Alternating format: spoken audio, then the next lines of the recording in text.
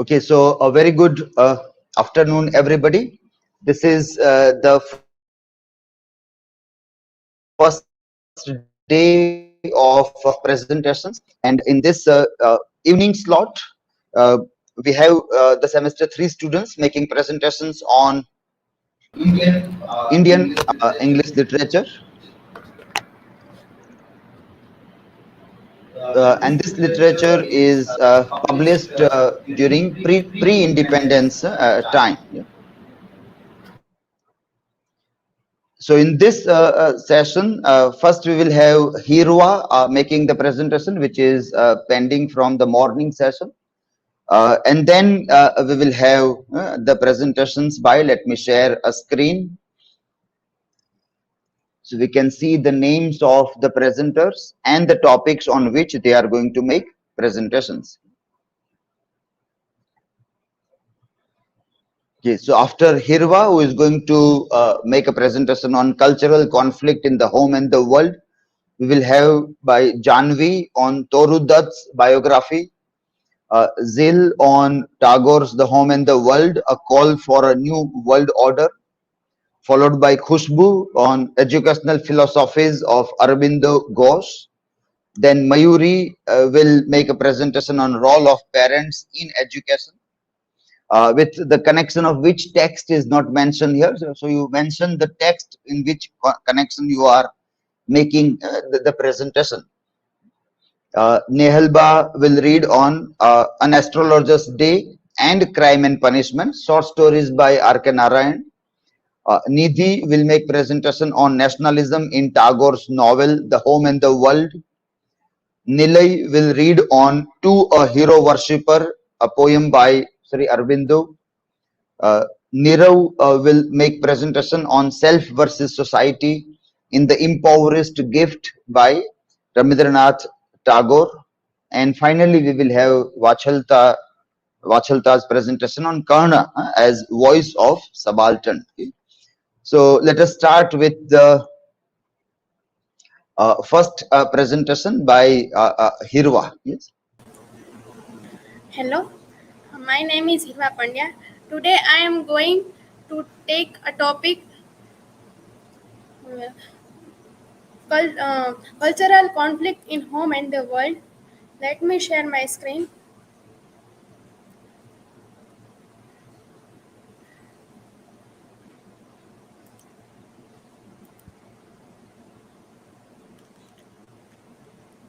Visible? Screen is visible? No?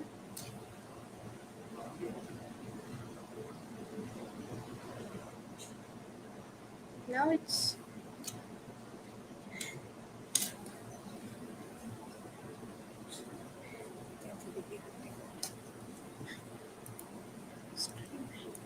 okay.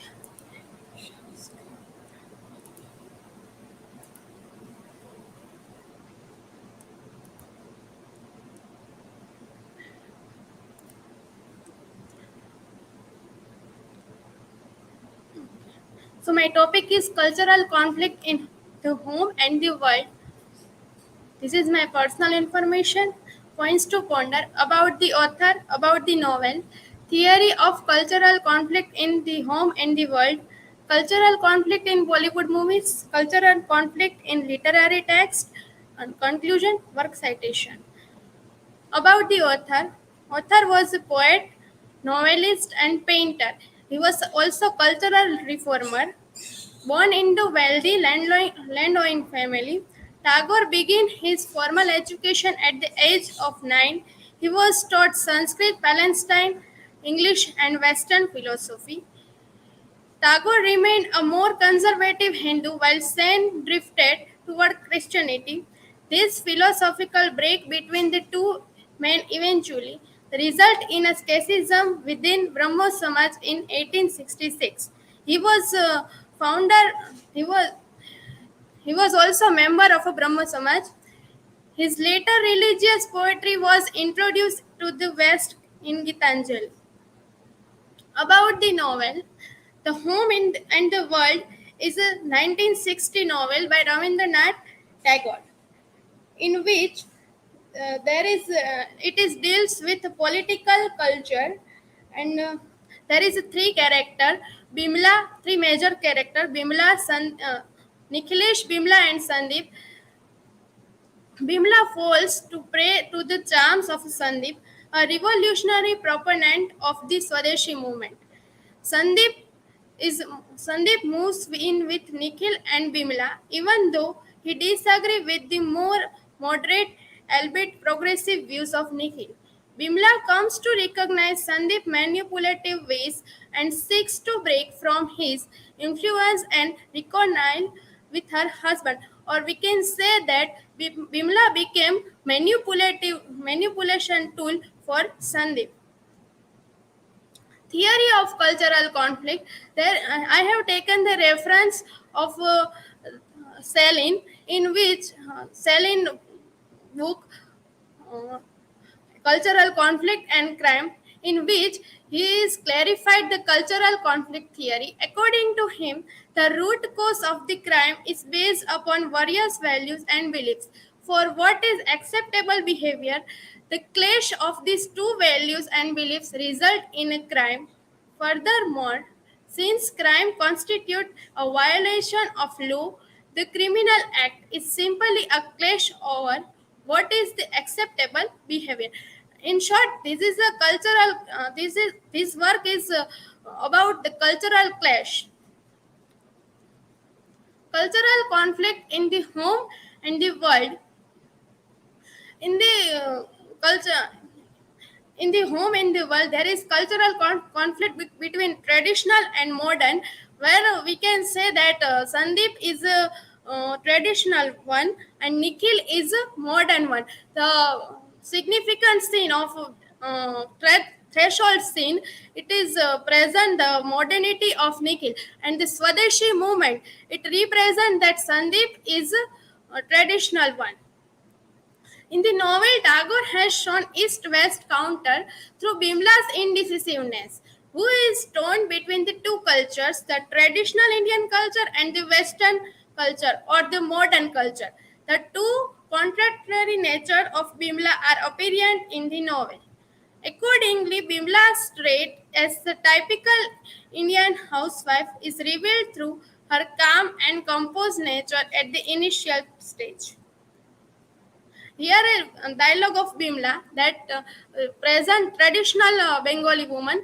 I distinctly remember after my marriage when in the early morning I would courteously and silently get up and take the dust of my husband's feet. This sign is represent the traditional Bengali woman without waking him, how at such moments I could feel the vermilion.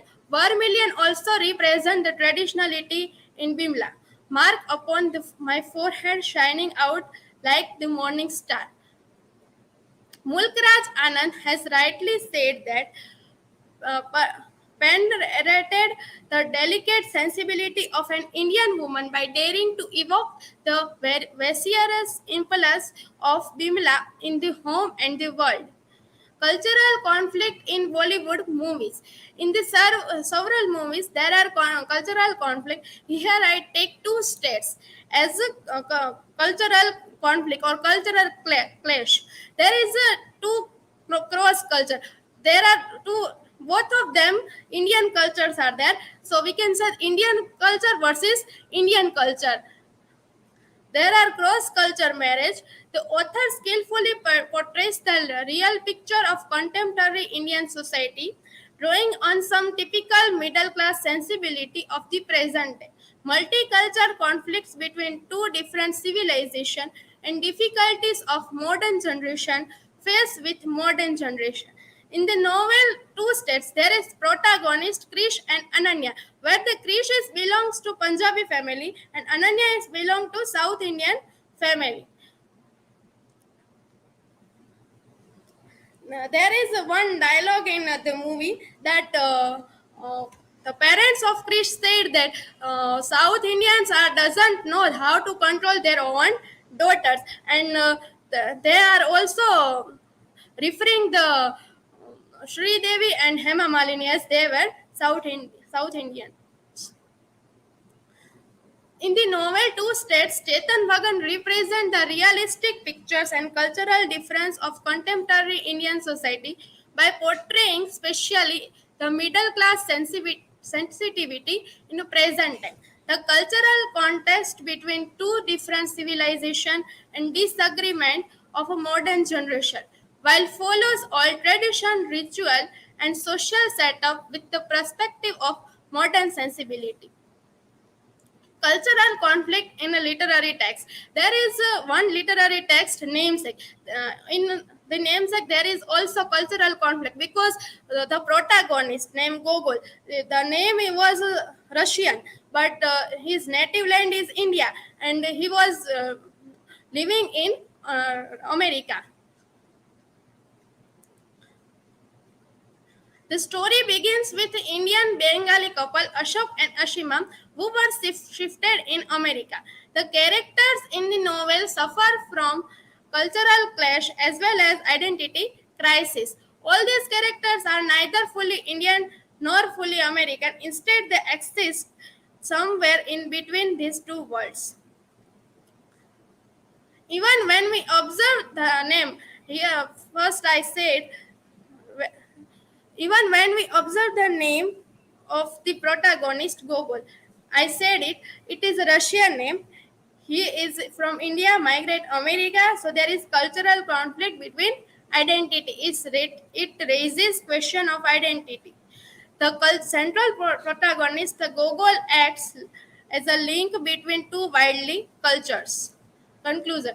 To sum up, it can be said that cultural conflict is very complex process in which they not only fully integrate into a new country but also lose aspect perhaps their entire heritage. Their assimilation takes place on a socioeconomical status, second language and entertainment and intermarriage. They keep on assimilating new customs and lifestyle from the host culture and in the process lose vital aspect of their own culture. Work citation. Thank you.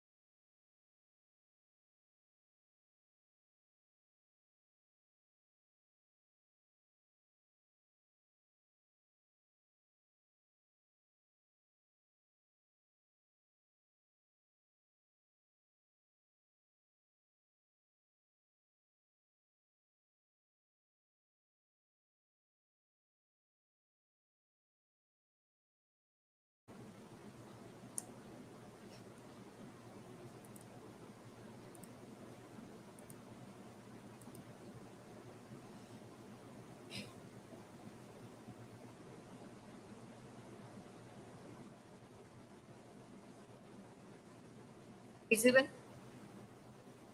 Slide.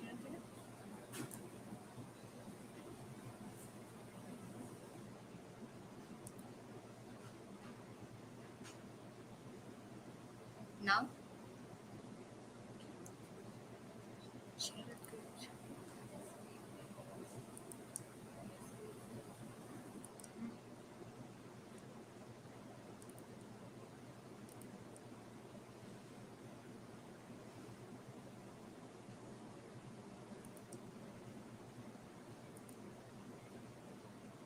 now.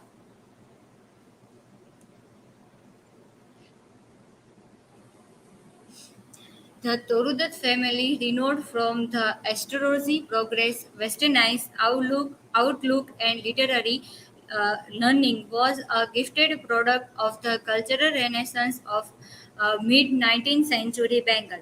Her father was noted linguistic and published poet writing in English, while her mother was a cultured and intelligent woman with her literary bent of mind. Toru's uncle and cousins were also prolific writers of prose and poetry in English. Their cousins, their cousin was the poet and civil servant Ramesh Chandur Dutt. Both girls honed their English and French during a four-year residence in England and France, starting in 1869 at the French school at Nice. Then in London in 1870, where the Dutt family album was published, and the last in Cambridge in 1871, where their sisters attend the higher lecture of women. The family returned in September 1873 to their city house in Rambangan, their garden radiation on Biguman. The Torudad had, though, knowledge of Indians' traditional past, and his had given her a strong foundation for uh, s- a better superstructure to be the constructed over the edific in the stories, the Ramayana, the Mahabharata, the Vishnu Puran, and the Srimad Bhagavad Gita. Torudat found a rich food for her imagination. After her return in India, she began to the study Sanskrit and acquired mastery in that. She read the Hindu classic in the original Sanskrit version.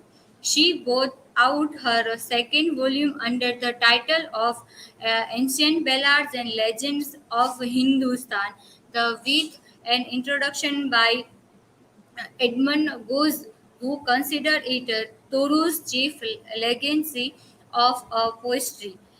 Here she glorifies Indians' cultural heritage. She evolved herself from a translator into a poet. She translated many French and Sanskrit poems into English. Her work, Ancient Ballad and the Legends of Hindustan, Sita, Life and Letters of Toru Dutt, Savitri, Lakshman. Her works, essays. Toru's essay appeared into the print of the first time in December 1847 in the Bengal magazine. Translation A Sense from Contemporary History. In June and July 1857 come, came out two translations in prose by Toru. In fact, these were two speeches delivered in the French Linguistic Assembly. A sharp glance in French field.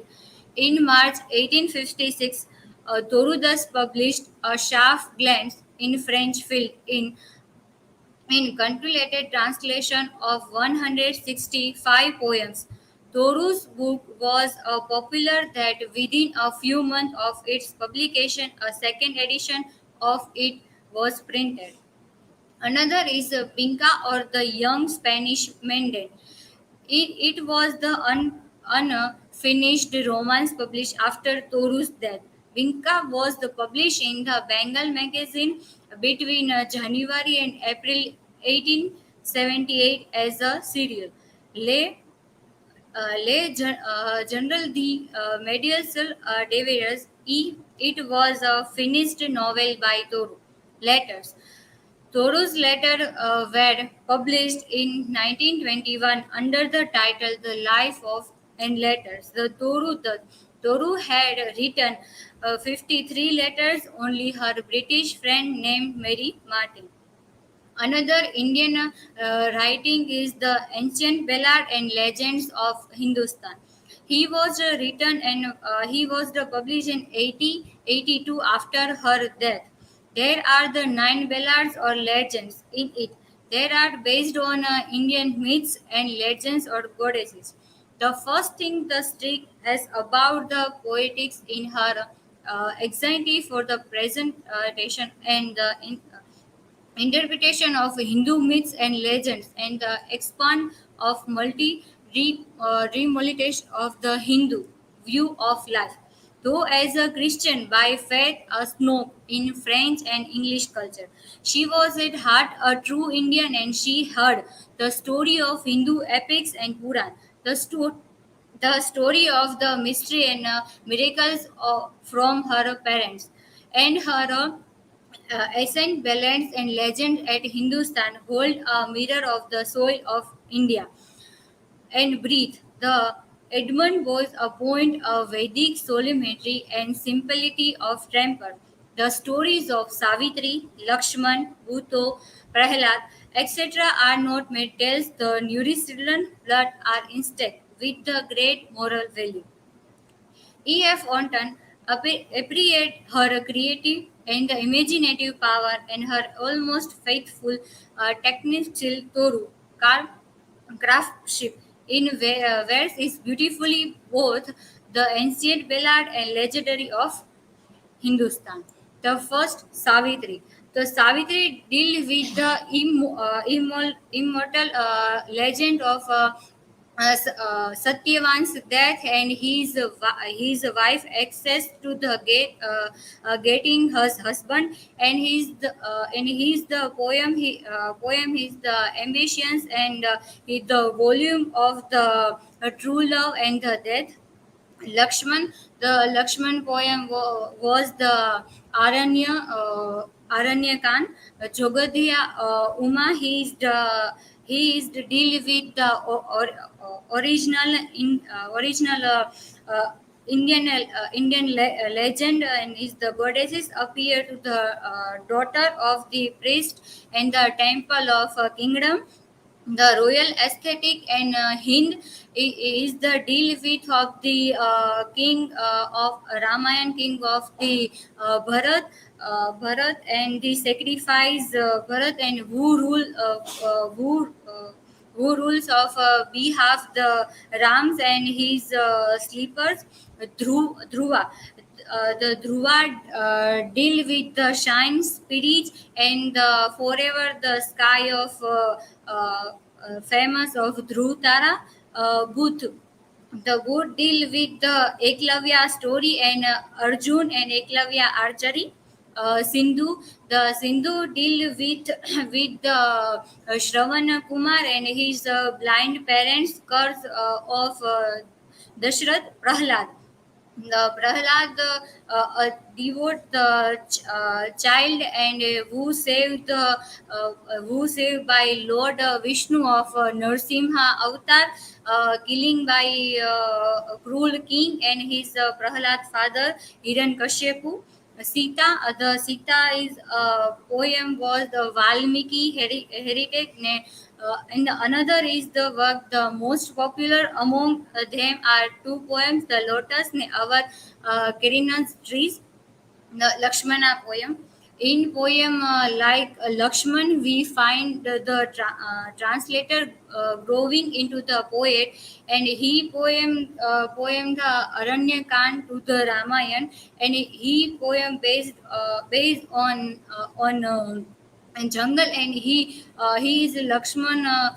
The sketch is very evil and cruel. The thought of the Lakshman he shot is the brilliant poem of 19th stanza within the short pen, and she start present the character of Sita and Lakshman. See, by the using the method of construct. She, despite the reaction of Sita and Lakshman, to to suspend calamities, the loss of her news, her occupies and excess Lakshman of infidelity and evil design. Sita gently and sadness of heart despair in the face of crisis, and she becomes weak while in the grief of fear, and she forgot her husband, violent and strength and mistrust Lakshman. Another poem, a sea of floggish grid of a garden round.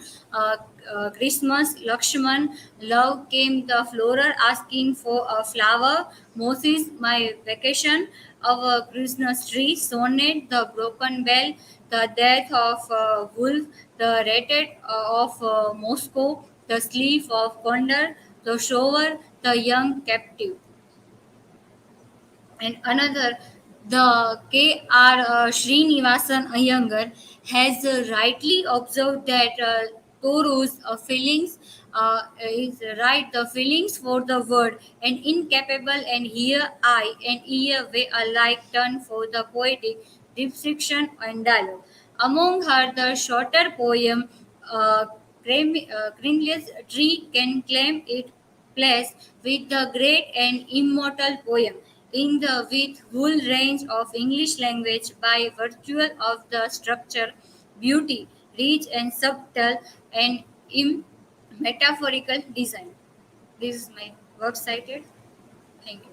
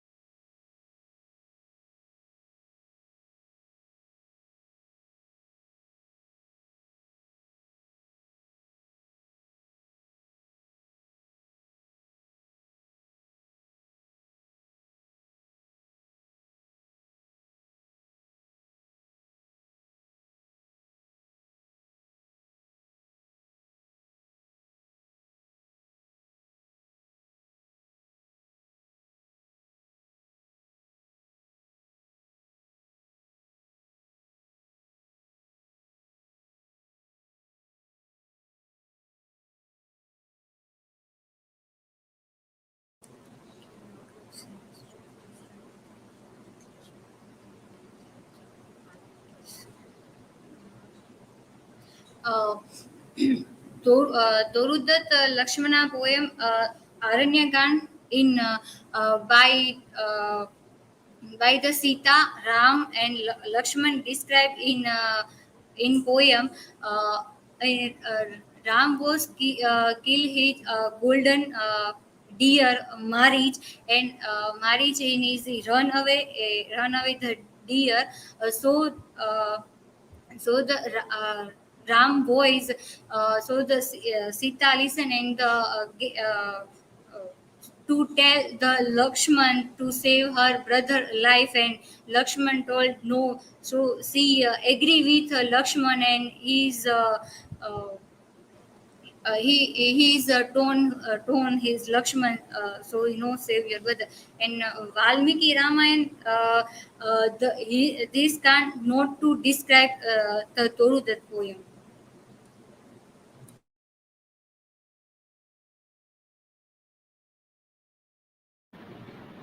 Janvi, my question is, what is the common background of Torudat's works? uh, Toru that common background in ancient Ballad was the god and goddesses, and another work, another poems is the he's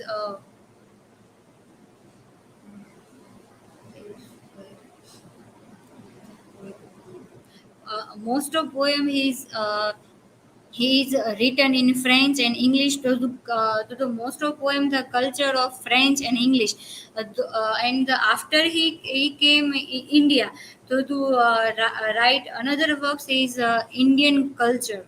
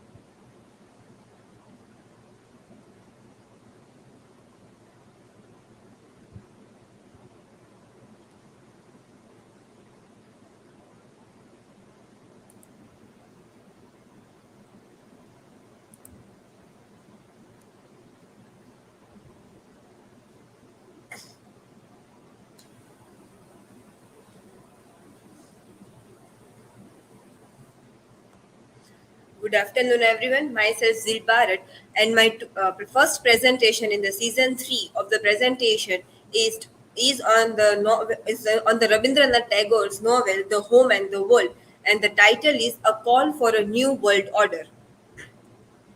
This is my introduction.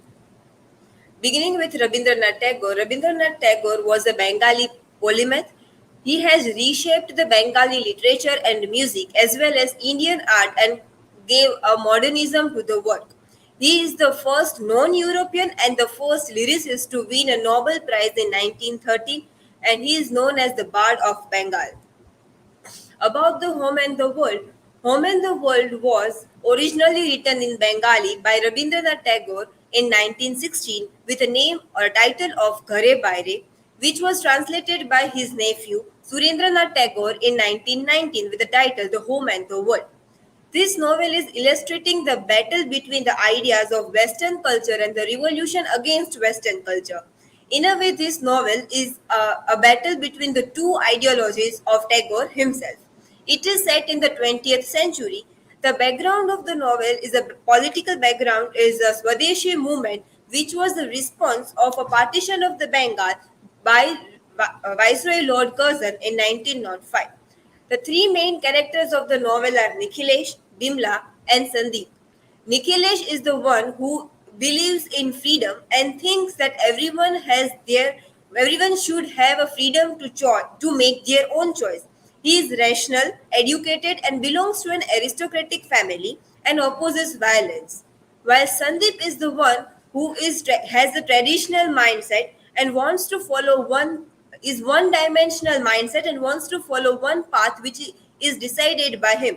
He stands nothing in a way to reach his goals, while Bimla is a traditional female, she is an allegory of uh, a Bengal which was having two types of citizens, one which were traditional and one which was striving for freedom and were ready to adapt the modern thinking. The question in this presentation is Tagore's message in The Home and the World is still true for the time?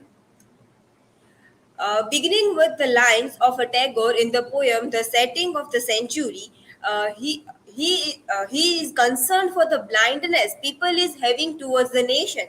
He is worried the naked passion of the self-love for the nation is going to endanger the nation.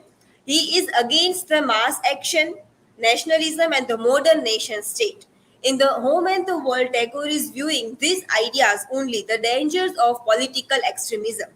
In the novel, describing the Swadeshi movement, Tagore is writing a flood, breaking down the dikes and sweeping of all our prudence and fear before it. In the novel, and in also in the reality, in the history also it is saying, and the novel is also describing that in the Swadeshi movement, in Bengal, there was a demand of complete reliance on the Indian-made goods and the rejection of a foreign-made products. Here in the novel, we see that there is a struggle between the Nikhil and the Sandeep for Bimla.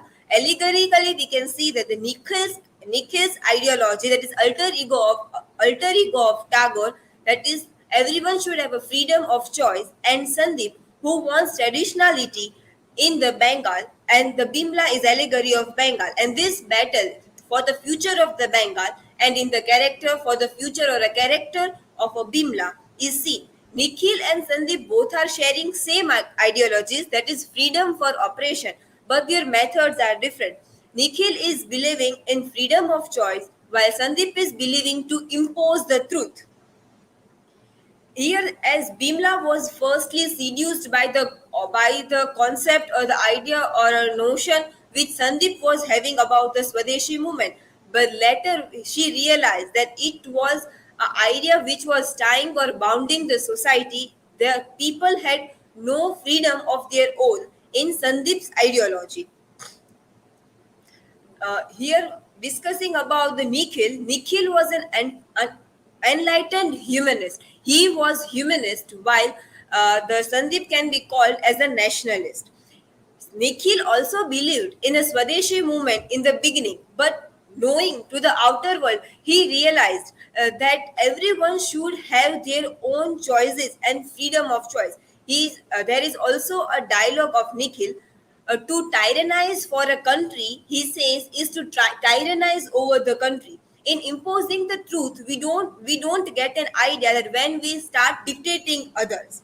He looks to serve a greater cause than the mere national interest, and his greater cause was for the people, not for the nation. Sandeep was going for the nation first ideology, while Nikhil is going for the ideology of people's first, which we have also seen in the novel. That while Nikhil is trying to explain Sandeep that if they are no, if they are banning the foreign goods which are cheap, it will be harmful for the people of India or Bengal only, because Indian goods are costly and will not be the Indians won't be able to have it. There is also a dialogue in the novel: to worship my country as a god is to bring a curse upon it. Now, if we talk about Nikhil had an ideology that whatever happens, he needs to feed his ego, and he wants what he wants, desires. He is representing himself as a realist, one who brutally confronts the world. He is an extremist. Everything of the old order must be destroyed for a new order to take its place. He also says that Sandeep has nothing to stop to achieve the end. And there is also a dialogue in the section of Sandeep. Whenever an individual or a nation becomes incapable of perpetrating injustice, it is swept into the dustbin of the world. Sandeep was a complete irrelevance of moral ideologies. He had no ideologies in following the path by hook or crook he wanted to do or achieve the desire, which is also seen in his relationship with the Bimla. He in To have Bimla in his life, he was also ready to take away Bimla from his own husband. The home and the world is an important in the Tagore's rejection of mass action as a force destructive to freedom and individuality. When something is happening in a mass action, the freedom or individuality of another group or another society is being repressed. The message in the home and the world is clear. To deny distinctiveness and individuality is to deny diversity. If we don't allow foreign goods in India or in Bengal, it means that we are not ready to adapt to new things or having diversity in our own region or in our nation. For Tagore, political boundaries were the symptomatic to human desire to limit the world to what the self, rooted in ego-centeredness, can comprehend, and which can be seen in the character of the Sandeep. He wanted to fight for the cause, but it was also clear that his own ego drove him forward for having or attaining his desire. Tagore is recognizing here that the pride that comes with nationhood can only lead to arrogance and to the repression of others. This message was true in the time when Tagore wrote this novel, that is in 1916.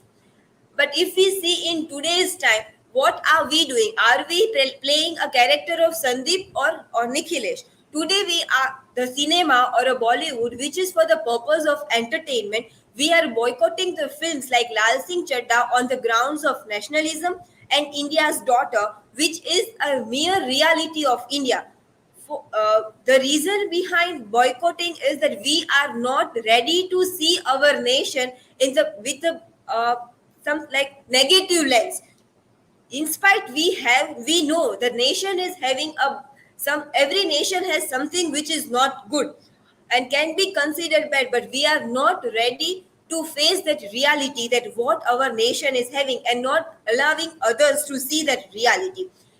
Then there is a forced sterilization practice which happened in the Congress ring.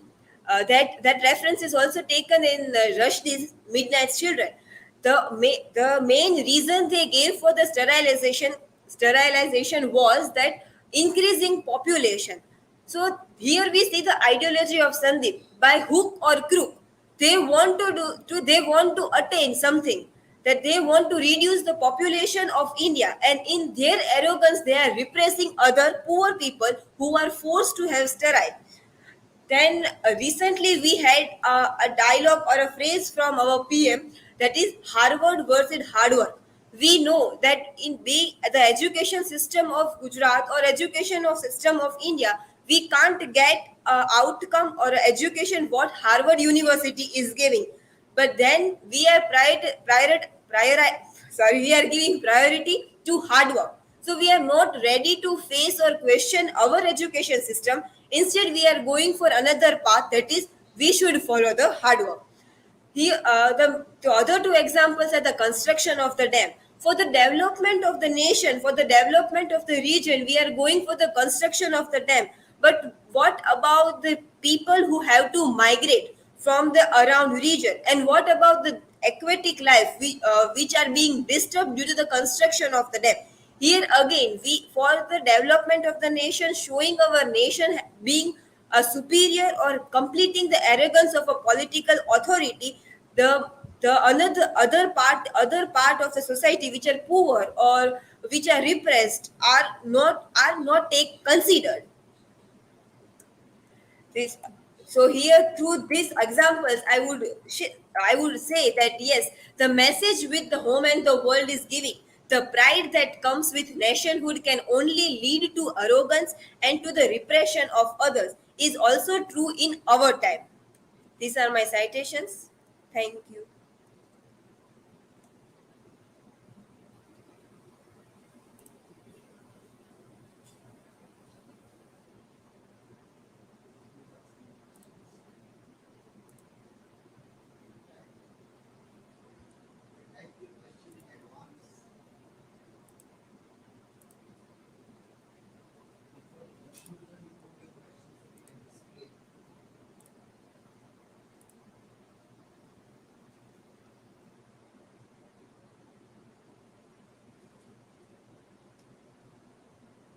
So Janvi and Vachhalata, okay, they will ask questions.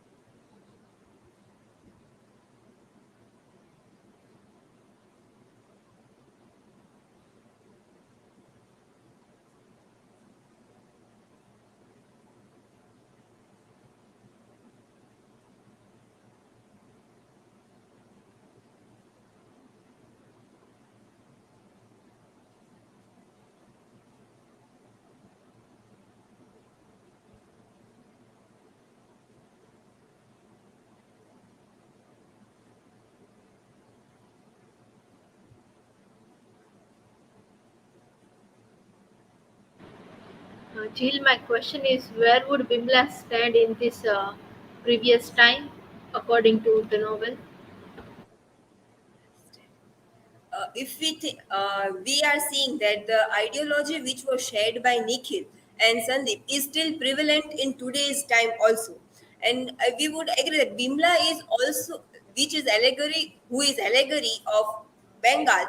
We can say that she can be considered as an allegory of India today, our nation, because today we some people are ready to accept the modernism, some new thoughts, but there is also another group, a majority group, who is not ready to accept other ideologies. Today we see that there are variety of things happening on the base of variety of mass actions are happening on the base of caste. If they are not even ready to allow a movie to be released which are belonging to their caste or questioning something which are just mere purpose of entertainment. So I must say that today our country or our society can be considered to be the Bimla of today's.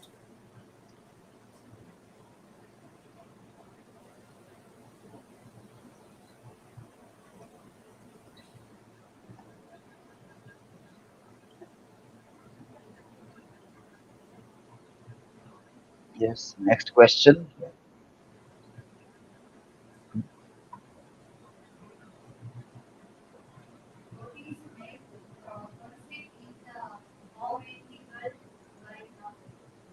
the main conflict we have also discussed in the slides, and it is the two ideologies which Tagore himself is having. He wants a freedom of choice in the society, wants modern ideology also, but on the other side, he himself is confused that should he have the ideology of Sandeep, another ideology of Tagore, should he have this modern ideology in their nation or not? Thank you. Okay, let me remind that if your question, don't type in private chat. Janvi, you have typed in private chat. In YouTube live stream, you have to type the question. Let me repeat again. I have said in the morning, so forgot to announce here in this class in the beginning. Uh, so in the YouTube live stream, you have to ask a question little bit in advance. So when you are asking, your question can be displayed also. Okay?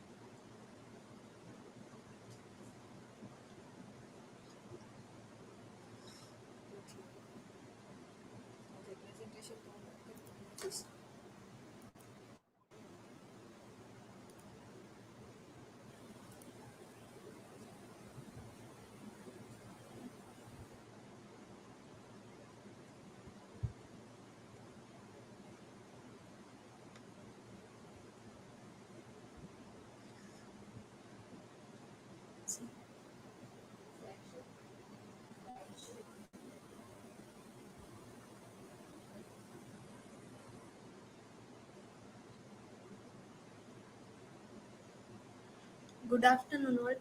Today, my topic is about educational philosophies of Aurobindo's.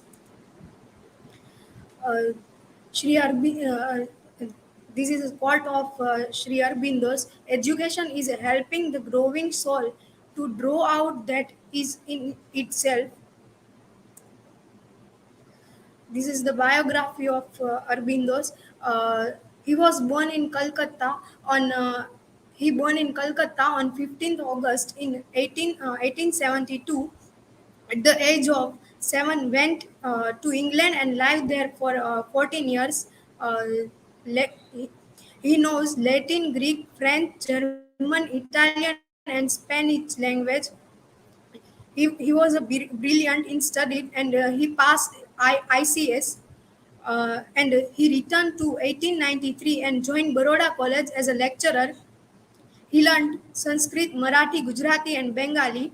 Uh, in 1905, he joined political movement, started the general uh, Vande Matram. He was arrested in 1908, remained in the jail for a year. In 1910, he went to Pondicherry and started Sri Aurobindo's ashram. He spent the rest of his life in the ashram doing yoga sadhana, meditation for spiritual growth and development. Aurobindo was transformed from a political to a philosopher. He purchased to the world his philosophy of drama, spiritual growth, Brahm, Brahmacharya Yoga, and educational ideology. He died in 1950. philosophy of education. It was based on spiritual penance, practice of yoga and brahmacharya. He made he made aid of a teacher in his uh, conscience has four stages. Consciousness, it means chit. Mind, it means manas. Intelligence, it means buddhi. And knowledge, supernormal faculties. According to Sri Aurobindo, real education is that which provides a free and creativity, mental, moral, and aesthetic sense, finally leads to the development of his spiritual powers. This is the basic principle of educational philosophy. Education must be child centered. Education must help to achieve the physical purification of the child. There must be liberty for the child. Education must be according to the mental aptitudes and psychological needs of the child. Education must be related to the life of the child. Education must be imparted through the medium of the mother tongue. Education must bring out the latent power of the child. This is the concept of education. Arbindo's contributions to the field of education is immense and can be classified in two ways. First, he gave a new dimension to the concept of education by making it only about learning but also about self realization. The concept of education as an integral part of the spiritual evolution of man was coined by Aurobindo. Secondly, he revolutionized the field of education by bringing in the concept of integral education. Integral education is a new concept introduced by Sri Aurobindo. It involves the integration of all the various aspects of human life, including physical, mental, emotional, social, and spiritual.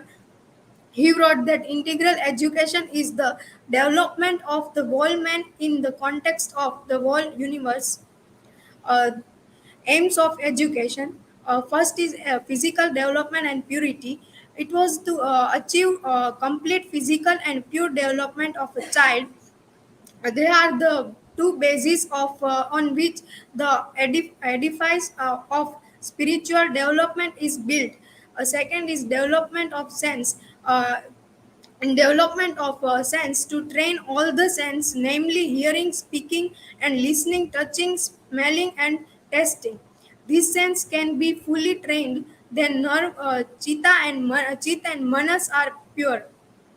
Third is mental development. To achieve mental development of the child, uh, in this memory, thinking, imagination, and discrimination, etc, etc.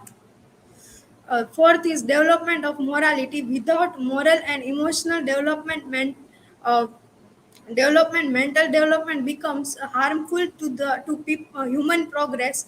Fifth is development of conscious. According to him, it has four levels. It was four levels. First is chit, second manas, third is intelligence, and fourth knowledge. This will promote the development of consciousness. Sixth is spiritual development. The main aim of education is to promote spiritual developments. According to him, every human being has some elements of divinity in him. uh, uh, the founder of Ashram schools in Pondicherry, from primary to high school, and then to Sri Aurobindo International Center of Education in 1952. It has a three section: nursery, middle, and higher and advanced center. It was present in present one 150 teachers and 750 students. Physical exercise and games. These are my references.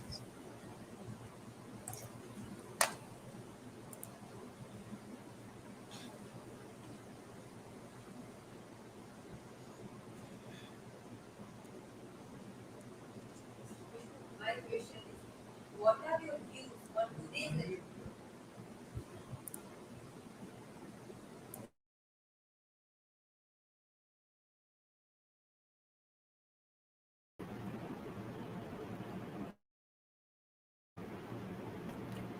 Khushboo, my question is, what are your views on today's education system comparing to Arbindo's education concept?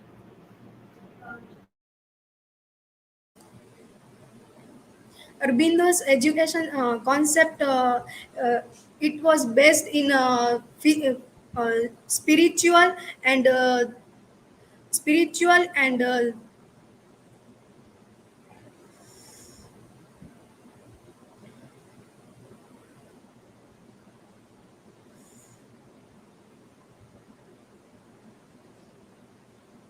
spiritual and philosophical, and today's education system is based on me, multimedia and uh,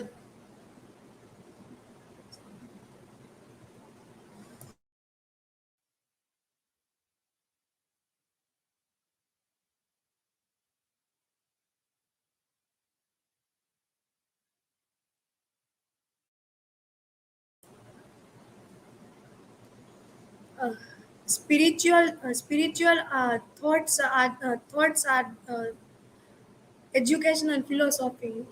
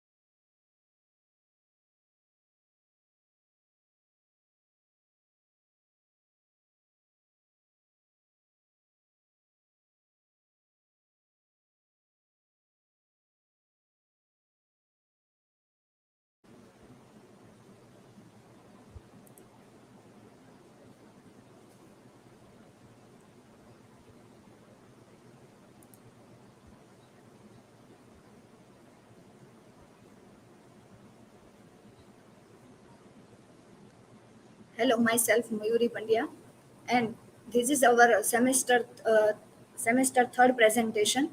Paper number Indian 201 Indian English Literature Pre-Independence, and I am deal with the role of parents in education with the crime and punishment.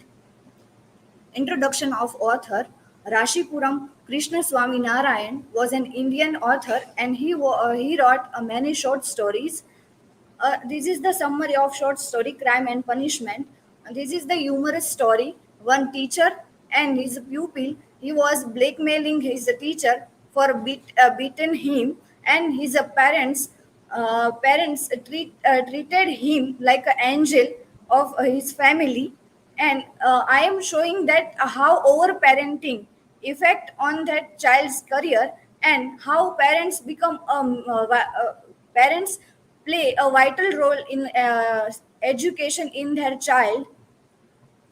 The importance of parents of education is obvious from the direct links between people's family background and their probability of success and thought out the education. Genetic factors, wealth, and family network are important for the children's education outcomes. Family background is a very much important for the career of the child, and parents role in education, it is play a vital role for becoming a great citizen of a future generation. Build confidence in the child, and how your child performance in their schools, and how he became a good citizen in the future generation. The development of child is in fact an overall child's personality formation. The parents as educator must be able to recognize the basic feature of their child interest, temperament, and especially the child's emotional feature, and regarding the child's character. The child's personality formation has resulted to be constructed mostly based upon the child's socialization in the general. The socialization process as such for the sure nowadays represent the most important one of the all other process involved in the formation as a child. In socialization plays the vital role of child's development. If they are socially interact with others, then they have a no problem, not a, no problem for making friends and involving in other activities which is produced by schools, and also involved in a family functions. And in our Indian society, a child have a less problem of that, because we have so many festivals, so many other activities, social functions, festivals, they are closely involved on that. So they become easily make a friends, and they involve in a family. Parents involvement and parents behavior related to the children's schooling, that can be observed as a manifestations of their communicates to their child's education affair. Extend a literature relating to the educational outcome has shown that outcome of educations, especially at the basic level, hints at that pair of parents' involvement as it does for the factors including school tuitions, school climate. This is largely because confidence and motivation of their children towards education at the basic level of education is heavily linked with the level of the parental involvement in the child's education. If their parents involved in their school activities, parents meeting, and other activities which is involved which is by a school, and they are encouraging their child, so they can more and more participate. And in Crime and Punishment short story, we can say that if their parents build a good relation with their teacher, so then the child was never fear for the teacher, even the parents, or never blackmailing that I'm telling my parents that you are beaten me.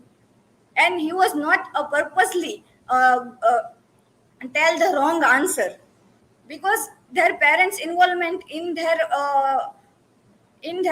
grown up in their childhood activities. So he was never tell that their teacher to tell the stories, playing a game with me if their parents have a time for him. A kid's education starts from home. Parents are their first teacher and they have a key role in shaping up their character. A balance of education at home and school molds a student's actual learning. Be a helping hand in their educational journey and travel with them with the true inspiration. Parental encouragement had played a crucial role in a successful students.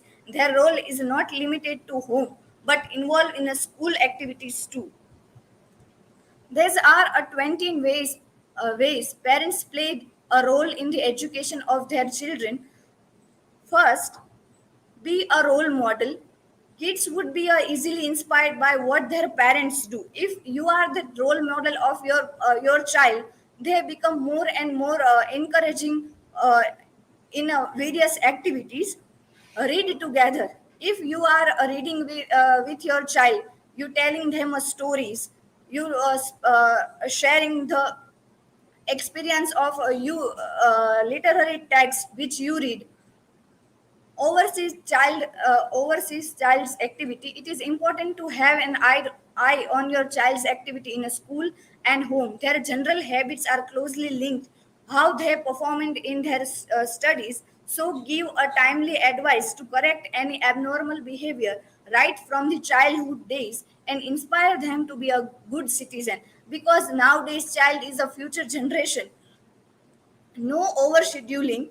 It is not a good idea to overschedule them with the learning activities at home.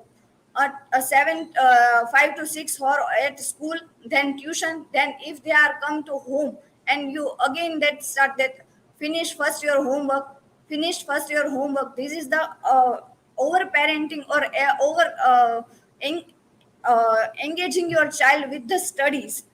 Provide a pleasant atmosphere. Parents should make sure that their kids provide with the peaceful and pleasant atmosphere at home, so they can easily interact and easily get benefits. Give constructive criticism. If you notice that your child is not performing well or giving a less important to studies, correct them at the beginning itself, not by shouting on them, not by a beaten, but you can tell with the soft word. Now, in a generally, we can see that if their performance is less in a studies, their father, most of the father was beaten them. You can focus on your study. Help with home assignment, help with home giving a good support to kids in their studies would really lift their spirit for learning. Prepare them for a test when it is their exam time. Don't leave them alone with their lesson. Help them to prepare for the test with a support. Reward them for the result. Giving a good motivation is important for a kid to perform better in the studies. Mostly there are less numbers you got in your result. Parents are highly, where most of memes we see that, and most of parents like our neighbor Sharmaji's child wasn't got 99% and you just got 80, 85. This is not a good sign for a parenting. If they have a less mark, then you motivate them for a, best results. Go for the educational trips. For that security system, our parents and I say that in a primary school's child, their parents are overprotecting them for not going to educational tours. It is good idea to go for a educational trips during the holidays. Include a destination that have some relevance with what they are studying to help them have a better understanding of lessons. Like you can visit the zoo, museum, and other thing, which is help and as well as enjoy by them. Now another I was saying that maintain parental teacher relationship, which is see in that short story. If there you must attend the parental meeting, parent teacher meeting, and build a good relationship with a teacher, so you can find that your child was how your child was performing in the study. Set aside a time for kids. You can working parents have less time for their kids, so you can make a schedule for your kids, monitor their learning. If you are monitor their learning and you can support them, like you can play with them the cards which is related with their studies and other things. Periodize a child's learning. Don't them tell them that you can't leave for the silly reasons in your schools. You have to uh, you have to attend class. This is a better for your studying and for your exam. Share your personal experience. If you are share your personal experience with them, a good and bad, so it can help them for how a negative and positive impact on that. Talk with your kid. Talking with them and spend a time with them, encouraging active learning.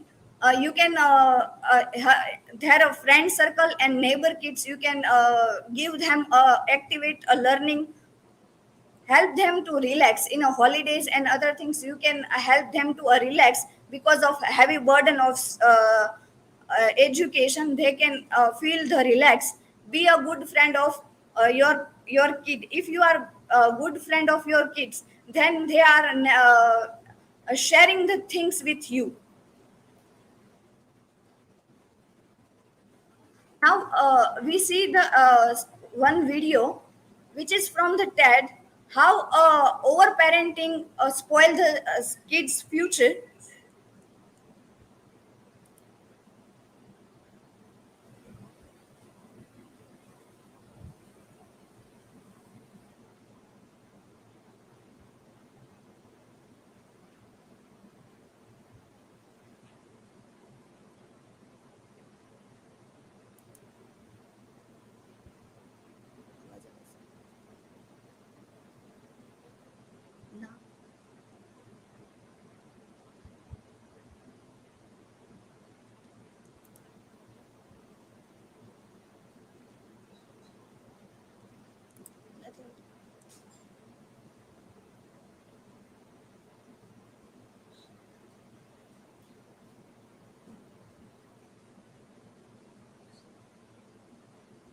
Okay, this is the 14-minute stop.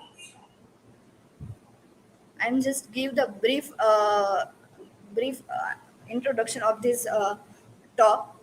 Expert was talking about how overparenting spoiled our uh, future generation, or raise a successful kids in a how without overparenting, and be that over protective or over caring, it spoiled your child's future.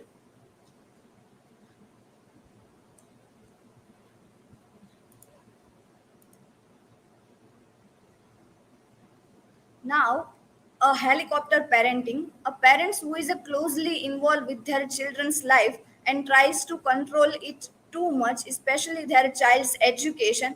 Now do like that.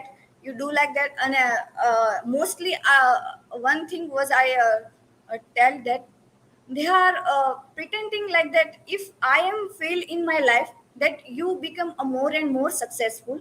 But they sometimes they are thrown their dreams to us, like we have our own dreams. A child, now he was in early age in a primary school or primary kids, they have thinking in their mind with the playing time in the most. But parents are uh, involve them in a more and more study atmosphere.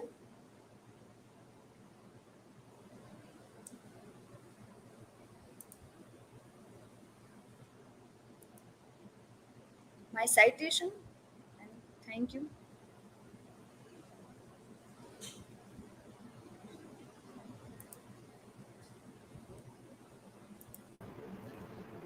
Mayuri, my question is, I agree to the point that a child should not be overburdened with the education, but in this competitive world, a child needs to be a multitasker, needs to be involved in co-curriculum activities along with curriculum.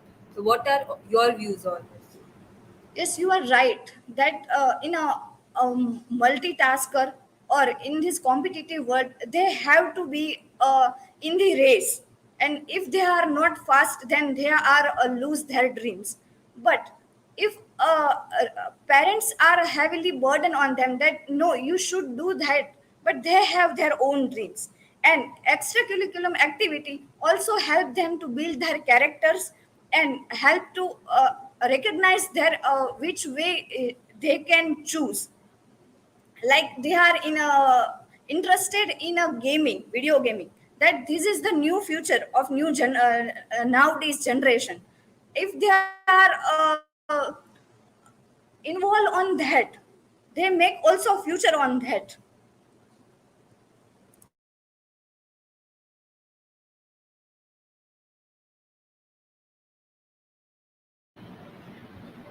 Mayuri, how do parents impact their child's life?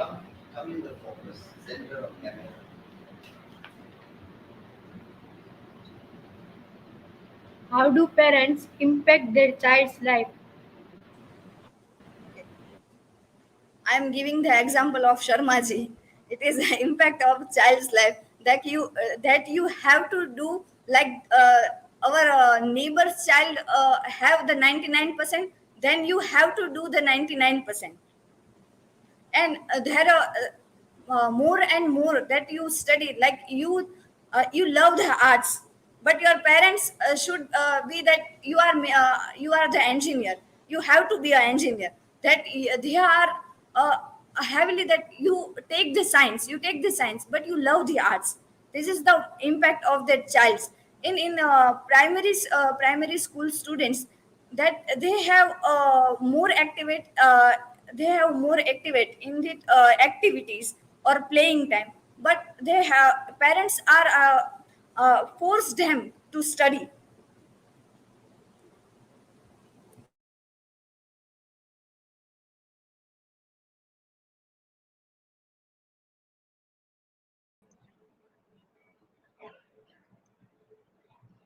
So if you want to play audio, then when you share, there is one button at the bottom that share audio of system that you have to tick mark.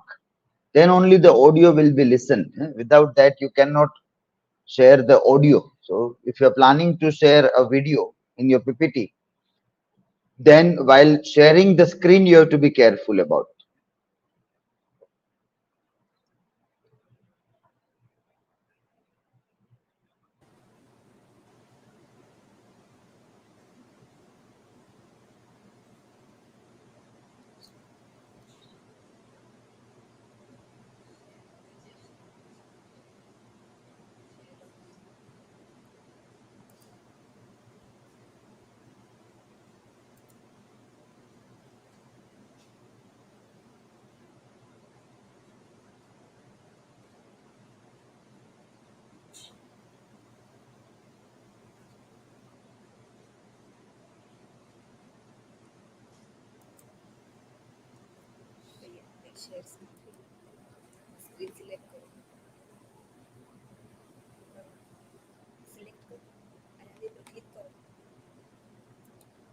You all those who are still not able to manage, even when the presentations are not going on, you should do a rehearsal in the regular classes.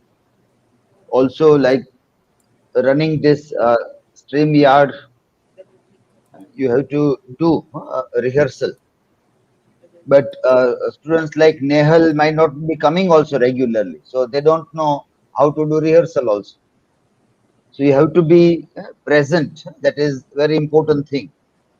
If you constantly keep on remaining absent, then you won't learn the basic skills which are required to learn.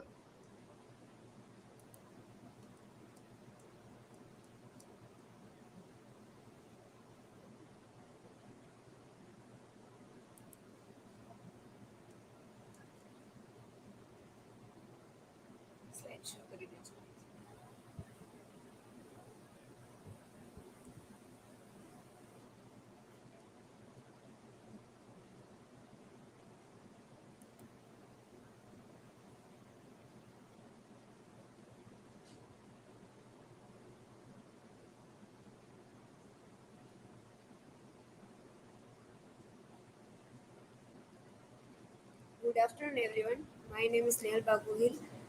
Today is the first day of the presentation of the semester 3.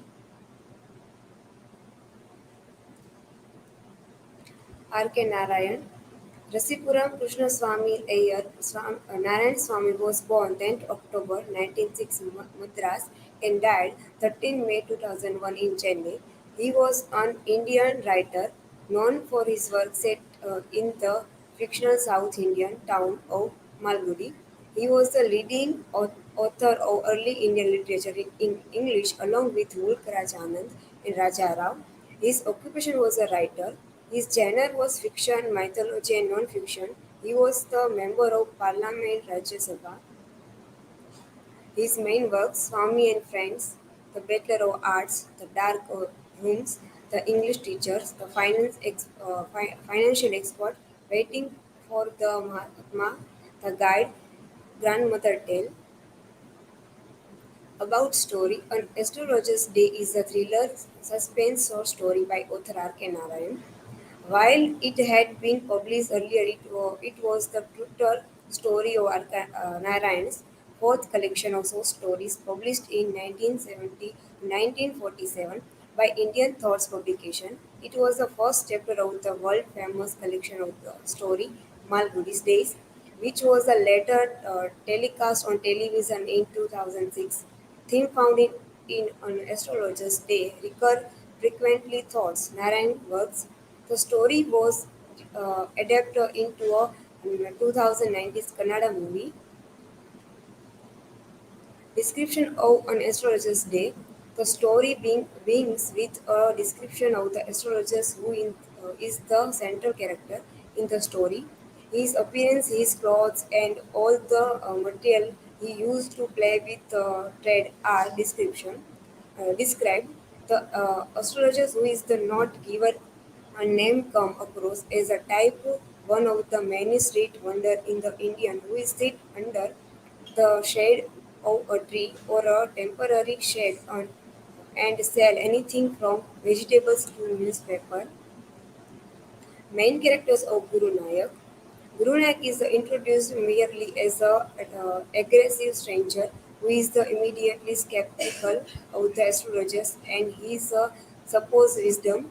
He is the standing six front of him due to the darkness of the evening and the paint turban and long beard that the astrologers wears. He does not recognize his attacker. He eventually believes that the astrologers he is a prophet when the astrologers tell him the specific of his attack and even Guru Nayak's own names themes irony of fact, religion and blind faith, crime and punishment, human greed, karma, and other themes freedom, fear, relief, appearance. This is references. Thank you.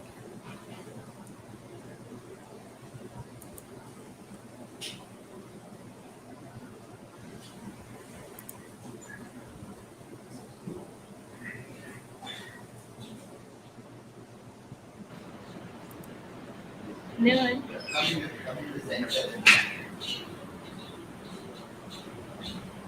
Nehal, what lesson do we learn from the story and astrologer's day? What lesson do we learn from the story and astrologer's day? The scarred, the turban, long beard, sit under the tree.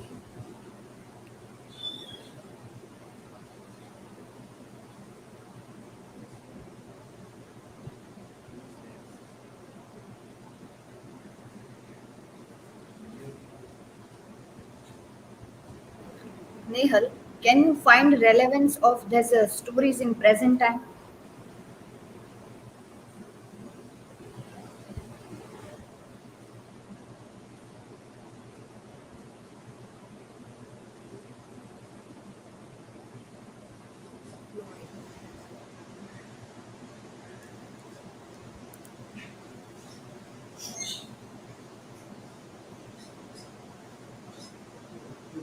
can attempt to give answer.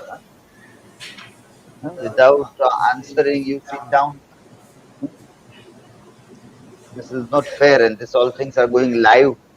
So the people watching will see that what kind of things are students learning in department. So be sincere in the studies. Only one semester is left now. And what will you learn? In 3 semesters you have not learned anything.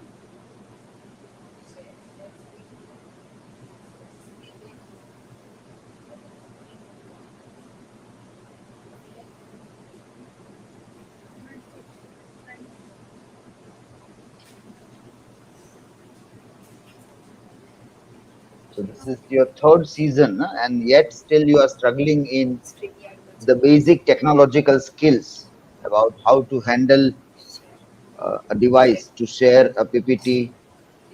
So it means lot of things are remaining to be learned.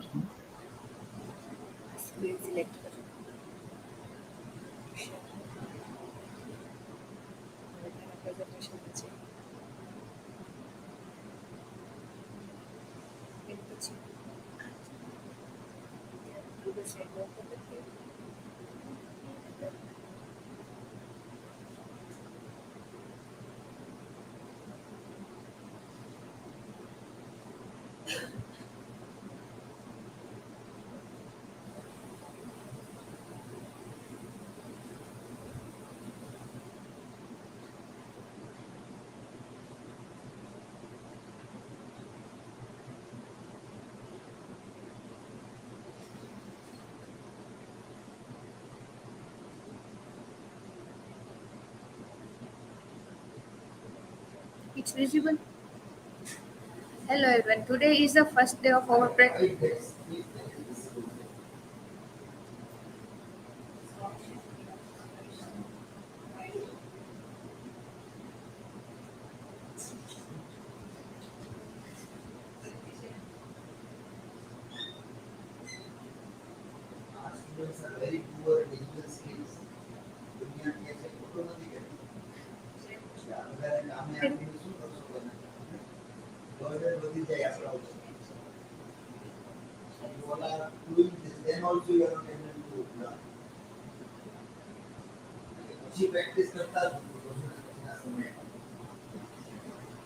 Sir, I am not able to share.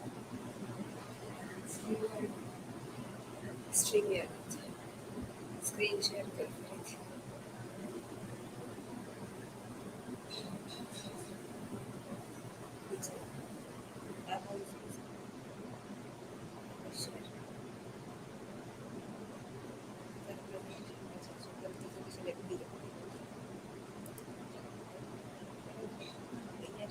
You might have written last year બધા steps આપેલા હતા, તો you might have written those steps last year.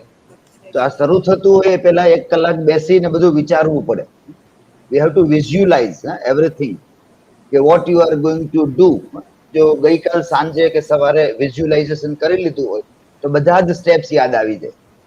પણ એ આદત ના હોય visualise કરવાની કે what I have to do, હું જ્યાં જાઉં ત્યારે મારે શું કરવાનું છે, કેટલીક વસ્તુ એ બધા જ સ્ટેપ્સ ફરીથી હું યાદ કરી લઉં.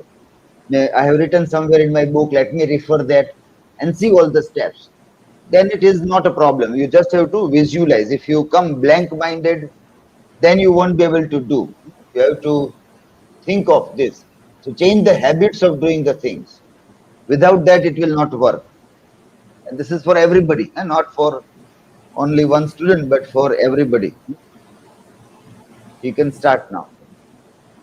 Good morning, everyone. Today is the first day of presentation. My presentation topic is nationalism in Tagore's novel The Home and the World. This is my personal information. Introduction. The novel The Home and the World, written by Nobel laureate Rabindranath Tagore. The novel is set in Bengal in the background of Swadeshi movement. Tagore thought his three protagonists, Nikhil, Bimla, and Sandeep, explore his nationalist perspective in this novel. About the author Rabindranath Tagore. Rabindranath Tagore was an iconic figure in the Indian culture's renaissance. He was a polymath poet, philosopher, musician, writer, and educationist. Rabindranath Tagore became the first Asian to win the Nobel Prize in 1930 for his collection of poems Gitanjali. He was called Gurudev, Kavi Guru, and Vishwa Kavi as affectionately, and his songs are popularly known as Ravindra Sangeet. What this is the topic. What is a nationalism? Nationalism gives rise the noblest sentiment in man as well as basis to propensities of human characters. It can be vehicle of culture as well as the engine of operations. It can unify as well as disturb. Its contribution to the sum total of human welfare has been a great, but his contribution of human misery has been perhaps greater. Nationalism in the novel Home in the World. The Home in the World is a phenomenal work of Indian literature by Nobel laureate Rabindranath Tagore. It takes a global view of the concept of nationalism and of patriotism. While the entire novel centers around of the Swadeshi movement, the author of the novel is not advocating it but rather warning his audience of the dangers such a movement. The Swadeshi movements began in 1905 and joined major force against the decisions of division of Bengal. Swadeshi movement was started as the protest against the partitions of the Bengal by Lord Curzon in 1905. Swadeshi movement can be seen as the attempt to boycott British commodities as a protest against the British government. The famous figure of Swadeshi movement was Mahatma Gandhi. He proposed the Swadeshi as a form of passive resistance and a non-violent movement. Tagore's nationalist perspective, he say about the three perspectives. Tagore defined as a nationalist perspective thought his novel. Tagore present his view through the conflict between the characters that represent difficulty attitudes. In the novel, The Home and the World, there is a clear representation of the clash between East and West. This novel also presents the issue in India regarding the nation's instability and facing a new era of modernism and the independence. Two distinctive views on nationalism. India, there are two distinctive views on nationalism. The first view of nationalism, they reflected throughout the advertisement of Indian industry. The constructive nationalist tends to build things to make betterment of the country. On the other hand, there were extreme nationalist views tend to do brutal things such as burning foreign goods, as they think that using of foreign goods is a reflective on support towards the British colonizers. Use of character, how Tagore used that character to represent the nationalism. The novel The Home and the World focus on the narrative of three different characters. Nikhil is a wealthy landlord, Bimla is a Nikhil's wife, and Sandeep, a radical nationalist leader. whose home as well as the world gets involved in the contemporary political atmosphere due to their involvement in the Swadeshi movement. Tagore used his character in the present novel to not only put forward his view on nationalism but also to criticize a destructive nationalism which seems to break not only the nation but also in the whole world. There are three distinctive views on nationalism present in novel through the key character Nikhil, Bimla and Sandeep. Nikhil represents the moderate view on nationalism. He represents the ideology of Rabindranath Tagore. He carries the most perfection of the nations in Tagore's point of view. The second, Sandeep. Sandeep represents the extreme nationalist view, and the third, Vimla. Vimla represents of the diplomatic view on nationalism. Tagore also depicts Indian in the form of a woman. Vimla is portrayed as the psychological and psychological resemblance on the nations. To conclude, Tagore's political philosophy, like his literary work, rise above the rational consideration in this is one of the greatest reasons that critics attract him by pointing that his sense of nationalism was subdued by his passion for internationalism. Was See Tagore's global sentiment throughout Nikhil's was when Sandeep attributed equals God with nations. The last, I conclude the one sentence quotes some dialogues. Sandeep, I truly believe my country to be my God. Nikhil, if that is what you really believe, there should be no difference for you between man and man. So it's between country and country. This is my citation.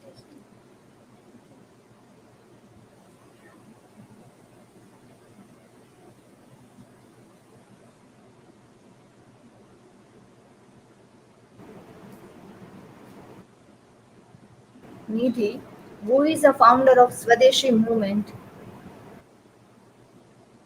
In novel,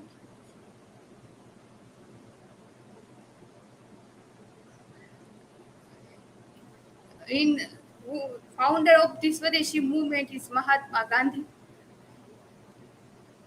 in the present time. In novel, he is Sandeep.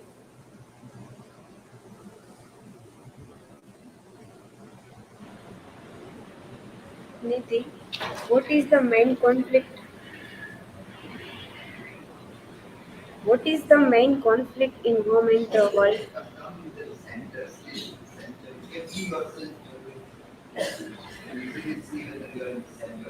What is the main conflict in home and the world? The whole novel is about a main idea of the Swadeshi movement.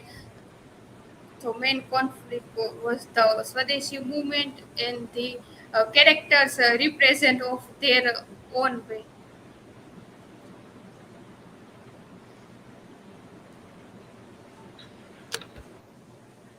Okay, so still need to prepare better to answer the questions. There are simple questions are there, so they should have been answered in a better way.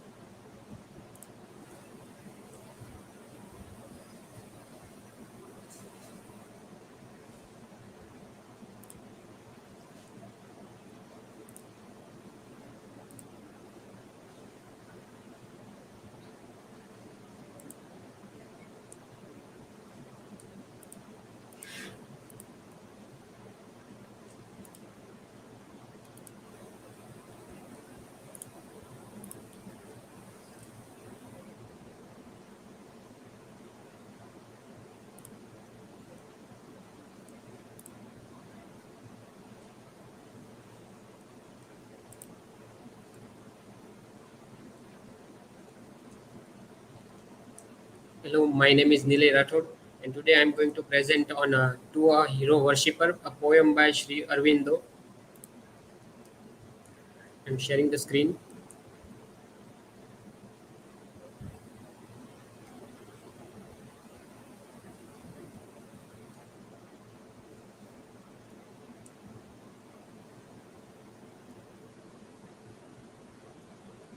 These are my information about the poet Sri Aurobindo.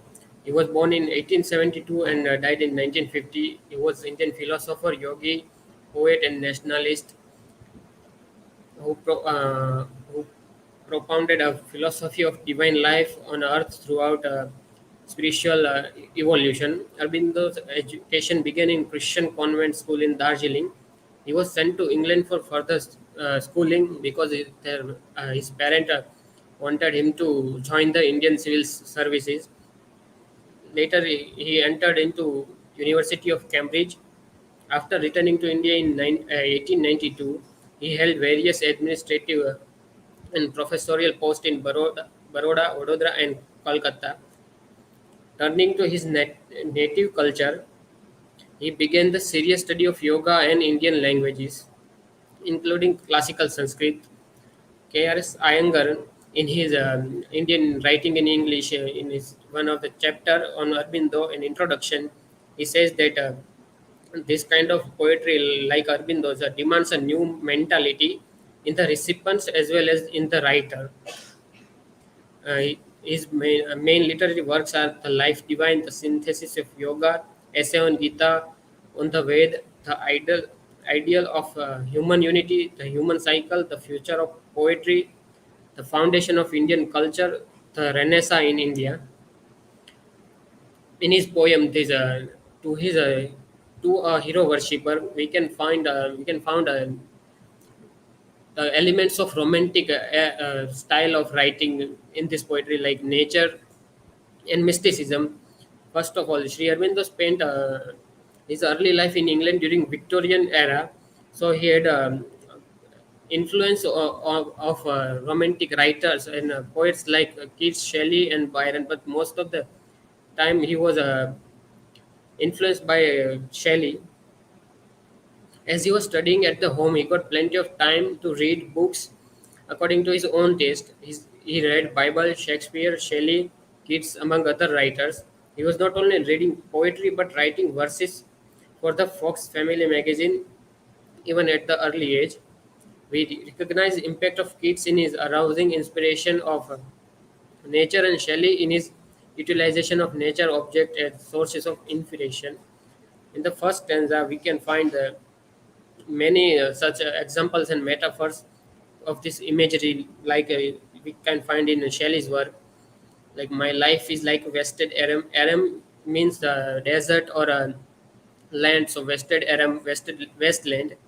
My song is but idle wing. So here we can find that this poem is written in the first person narration, and the listener is unknown. So someone might have asked the question about his poetry or speakers. So speaker is responding here in a sad tone, that he is saying that my song is idle wind, and his work is woven into wealth of rhyme. But the listener might have said that the harsh figure and the harsh wound. So he's not finding the woven wealth of rhyme, but he is finding that these figures are on the top layer, but it is a heart and uncouth words of gorgeous. But like bird is beautiful, but the voice is not very beautiful. It is crooked voice. Mysticism means is a popularly known as any kind of ecstasy or altered state of consciousness which is given to a religious or spiritual meaning, but may refer to becoming one with God or absolute. In Hinduism, sadhanas aim to overcome ignorance and transcending one's identification with body, mind, and ego to attain moksha, liberation from cycle of birth and death. Hinduism has a number of interlinked access, tradition, and philosophical schools which aim at moksha and acquisition of higher powers. With the one side of British colonization of India, those traditions came to be interpreted in Western term as mysticism, resulting in a comparison of Western term and practice. Intrigued, he later turned to Friedrich Max Muller's classical work, Sacred Books in the East, to read Isha Upanishad. But before that, he had a impact of Shelley. So Shelley was an atheist. So Aurobindo also spent some of his life being an atheist, but later he turned towards this philosophy and spirituality. He made a strong and very rude mental attempt to realize what is this self or Atma might be, to convert the abstract idea into concrete and living reality in his own consciousness, but convincing it as something beyond or behind this material world. He himself has said this. So in this stanza, I am, you say, no magic rod. Magic rod, like we have seen in Harry Potter movies, the wand. So this is something like that. No cry oracular. Oracular means prophet. So here it is a prophecy. No sword. Sword means dark and ominous stars. No Sinai thunder of voicing God. So in this metaphor, we can see that all these examples and terms are related to mysticism. Sinai thunder of voicing God. This is a Bible reference. In Bible, in Exodus, we can see that when morning dawned on the third day, there was thunder, lightning, and a thick cloud on the mountain, and a very loud blast of a horn. All the people in the camp shook with fear. Moses brought the people out of the camp to meet the God, and they took their place at the foot of the mountain. Mount Sinai was all in smoke, because the Lord had come down on it with lightning. The smoke went up like the smoke of a hot furnace, while the whole mountain shook violently. The blast of the horn grew louder and louder. Moses would speak, and God would answer him with thunder. Indian Romanticism, the trend of Romanticism, unshared by the three great formed influenced by the destiny of modern Indian literature. Sri Aurobindo, in his search for divine man, Tagore's the quest for beautiful and nature and the man, Mahatma Gandhi's experiment with his truth and non-violence. Here, in this part one's third stanza, we can find that Aurobindo is comparing himself, or the speaker is comparing himself to the romantic writer, poet like Byron, Wordsworth, Shelley, and Keats. Mine is not like Byron's lightning spear. So Byron was also a satirist. His work like Don Juan or John, and the revolt of Islam was a satire. So his writing style was little bit of like a lightning spear. Nor Wordsworth lucid strain. So Wordsworth was writing in very easy, and he was mostly showing the nature and the relation of nature and man. Shelley's lyrical pain. Shelley, in his writing, he was atheist. His writing was mostly showing like sorrow, but he also was imitating Wordsworth. So he also shown the nature and the man. But here he's comparing like I by the Indian waters vast did glimpse the magic of the past, and on the autumn pipe, this picture here you can see that is the autumn pipe I play what echoes of an earlier day. So he's saying like my work is not imitation of the of England's romantic writer, but it is mine. It is an Indian. The Revolt of Islam by Shelley. The revolt of Islam had a decisive impact on Aurobindo. It inspired revolutionary aims in a boy who was withdrawn, a dreamer, a sheltered young brother, and a helpless in a foreign country. In his word, the revolt of Islam was a great favorite with me even when I was quite young, and I used to read it again and again, of course, without understanding everything. Evidently, it appeared to some part of the being. There was no other effect of reading it except this that I had thought that I would dedicate my life to a similar world change and take part in it. Part 2, first stanza. My friend, when first my spirit woke, I trod the scented ways of a fancy myriad ways. So he's saying that when I first woke, or like he was mature or something like that, we can interpret in that way. He's saying that he leaned toward the spirituality because he wanted to find a meaning like every other man into nature. Like I studied nature like a book, man read for meaning. So here we can see like most of the human or the romantic era, most of the man was craving meaning into nature. So here speaker is saying that I craved meaning in nature, but I couldn't find any, like no rubric in scarlet rose, no moral in murmuring wind, no message in the snow. So he's claiming that he couldn't find any meaning, so he's leaning or tilting toward the spirituality. For me, here we find again the nature. For me, the daisy shines a star. The Corcus flame aspire. Corcus, the lavender flower, which you can see on the screen. One of golden fire. Narcissus, which is related to the myth of Narcissism, and the flower at the bottom left, you can see, which is coming from the Narcissism myth. Glows a silver bar. Cowslip. This is also one of the plant. The golden breath of God, I deem the poet's heritage, and lilies silvering the sword. Breath fragrance from his page.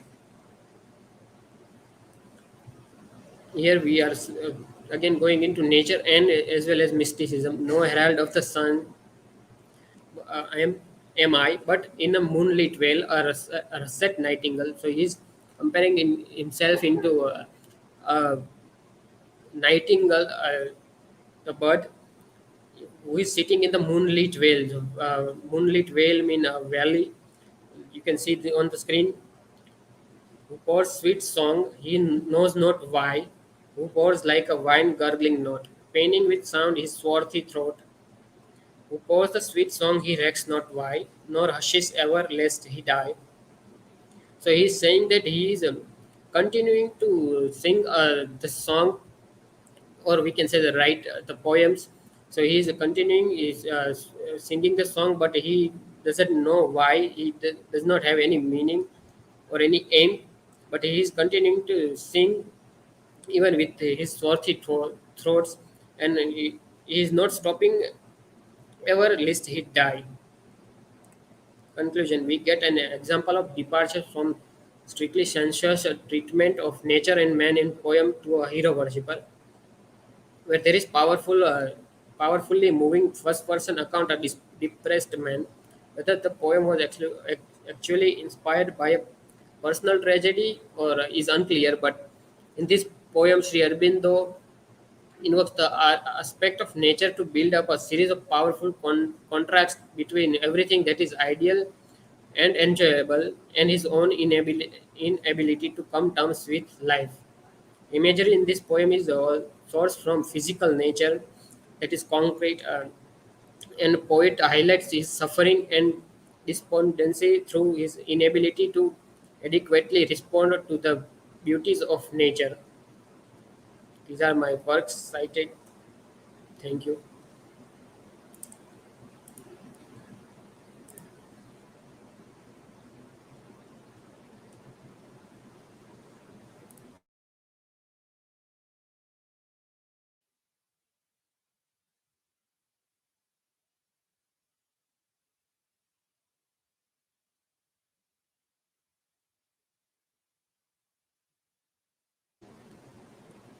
So, as we have seen in one of the slides, the Indian Romanticism, there were three men founders like Gandhi, Mahatma Gandhi, in his quest of peace and freedom, and Rabindranath Tagore, nature and man, and Sri Aurobindo, spirituality and philosophy. And apart from that, we have seen many works. In the second slide, like the life divine Savitri is one of the play poem is there. that has contributed a lot in Indian English literature. So that's it.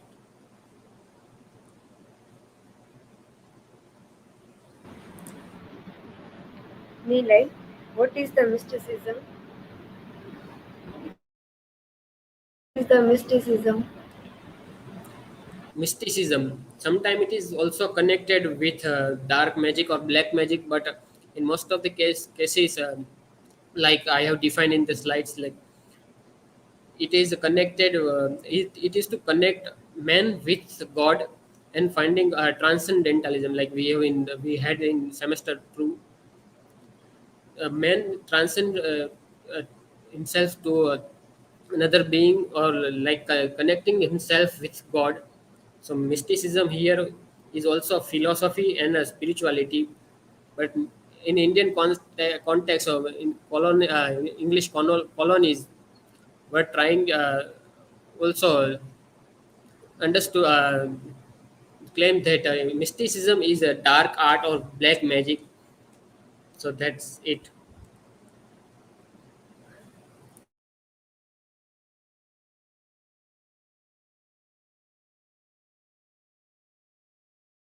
Okay, so by the time next presenter gets ready, so you can go and set the things that, yeah, you can go and set a few things that we have observed so far. And if you like want to get full score in citation and other things also, then you have to connect your this all the sources that you have gathered with the arguments that you are making. That becomes necessary to do that. For example, in the morning we had one presentation where there was one article, so we gave that example to see how you can work in a similar way. I'm sharing a screen here. So one student has made a presentation on this home in the world in Mansfield Park and Gare Bahir. And then the citation was given. So while referring to the citation, we came to this site. This site was there. It led first to this blog. So Gitanjali and beyond, that is the site on which this is found. So I've seen that, and then I found that site by looking at the URL. From the URL, so copy pasted that and opened that to see whether the source is authentic or not. So then it gave this address. Now in that citation, G and B was written small as it is in the URL. So if this they are writing small g, then we have to write small g. But when you see here, you find that it is capital G and capital B. So in our citation, it has to go with capital G and capital B, the way they are writing here. And then we have seen that there is an editorial board also, and it has a name of the scholars, professors and other people. So it means that this source is a very reliable source. And whatever is published here can be taken as a good work that can be taken. That is what we can ascertain. So then we have seen that this original article, it was something like this. And while going through this article, other thing, we also see that while talking about any of this concept, is the writer, is this writer also like, yeah, are you getting the same screen or not? No, you have started sharing. Let me reshare again. Yeah, just a minute. Hello, am I audible? No, let it for a while. Yeah. I have muted you. I have muted your mic. Yeah. This article we are talking about here. So when we see this article and this Gillian Dooley has referred this. So while he is talking about, one major concern that comes or should come in our mind is that is there any very well-known, renowned critic cited by this person or not to prove his point. So what we'll do, we'll go directly to the citations of this article. And when looking at a couple of things, we find that Cambridge University Press is cited, Oxford University Press is cited, London Anthem Press is, Chicago University. So it means that this writer has relied on a very authentic qualitative source also. Then we find that there is a very known name, culture and imperialism, Said, Edward Said. So how this writer might have used Edward Said while talking about Garebahire, about Tagore and the thing. So we use this feature Control F and try to find Said, how many times Said is referred. In citation he is there. So it means that he might have been referred several times. He might have mentioned him several times. Then only it is well integration of the sources. If you just put it in the citation, it doesn't mean you are working in a proper direction. ખાલી citation મૂકી દેવું એટલે કામ પૂરું થતું નથી. એ સોર્સને વારંવાર ઉપયોગ કરવાનો છે. When you are writing your presentation or article or your dissertation, in the next semester you will be writing your dissertation.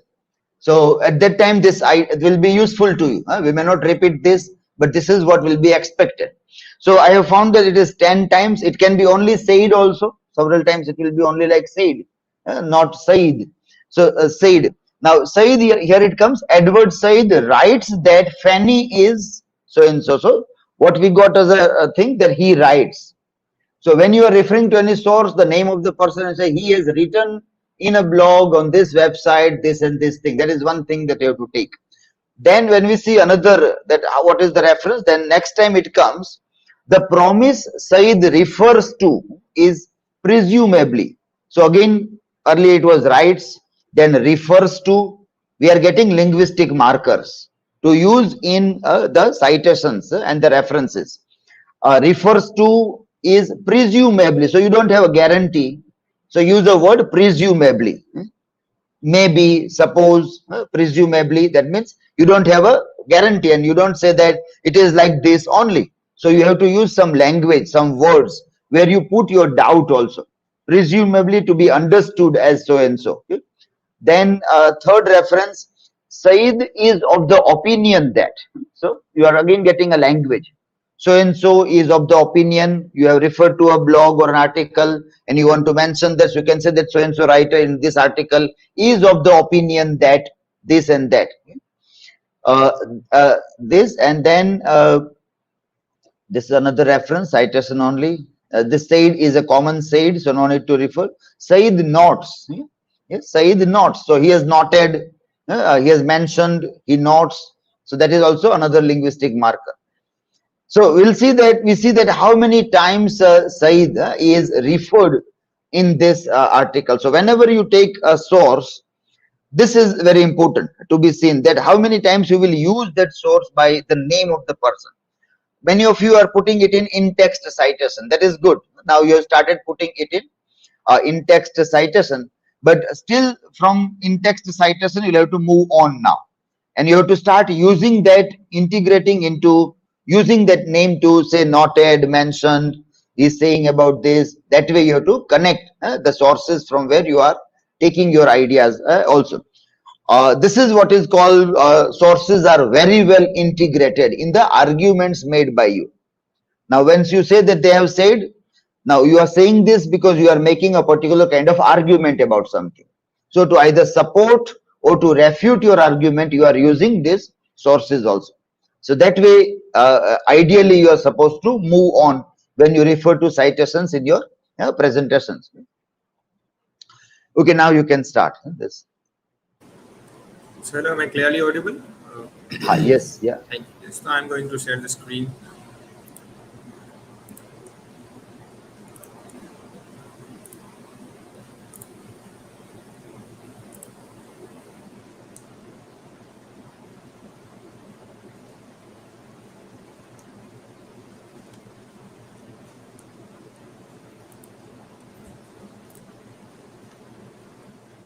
Visible?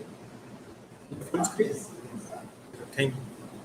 So it is the first day of my presentation and it is the third season. So the topic I have chosen is that self versus society in the Impoverished gift. That is the poem by Rabindranath Tagore, which was originally written in Bengali language and later on it was translated. So let us begin. So here is the introductory part of this slide, and here I have described some major key points of this poem, about this poem. And I have mentioned the source, this in-text citation here. So the poem is also like, so we all are aware of the broad structure of the poem. So let us move ahead to the point we have taken to discuss self versus society. So in the lines that I'm going to read, and I will be attaching some quotations and some explanation along with that. So to stand this point. So said the royal attendant, despite entreaties, king, the finest hermit, best among men, refuses shelter in your temple of gold. He is singing to God beneath a tree by the road. So in the beginning lines, we find the narrator alludes to the sovereignty of the sages who, due to his own finest will, refuses to be the part or a puppet of king's vanity, despite given the highest. See how this point is interesting to be seen that this can be stretched further into the field of transcendentalism. The prominent transcendentalist Ralph Waldo Emerson, I have taken his quotation in his self-reliance. So he wrote an essay called Self-Reliance, in which he states that to be yourself in a world that is constantly trying to change you is the greatest accomplishment. So it means to hold your identity as you are and to improve by yourself. So, however, this statement should not be taken to define and vindicate one's rigidity of character, but cherished as a uniqueness of oneself. So, here the sage we find is that he is cherishing his individual this devotion towards the god, and he does not go in the temple or on the grand temple built by the emperor there. And another line which we find, so there is no god in the temple, said the hermit. So this particular statement is quite kind of this hurting in these days if we take into the reference of that there is no god in the temple. So it is hard to say that there is no god in the temple. Then people will question that where is he? So furious, the king said. So on listening to this as like the modern day person everywhere in the world, not here in India, that they will get furious that they do not listen to anything that is condemning their belief system, their god or their belief god. So furious, the king said, "No god, you speak like a godless man. Hermit, a bejeweled idol on a bejeweled throne, you say it's empty."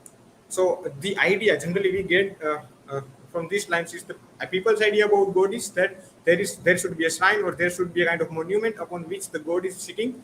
So here, but the hermit is refuting the fact because he is seeking the spirituality when this emperor and all the social people are just going with this formative structure of God. So now I have taken some quotations by Swami Vivekananda, particularly because today nowadays we find that Swami Vivekananda rather Swami Vivekananda is generally referred to as the prominent Hindu monk.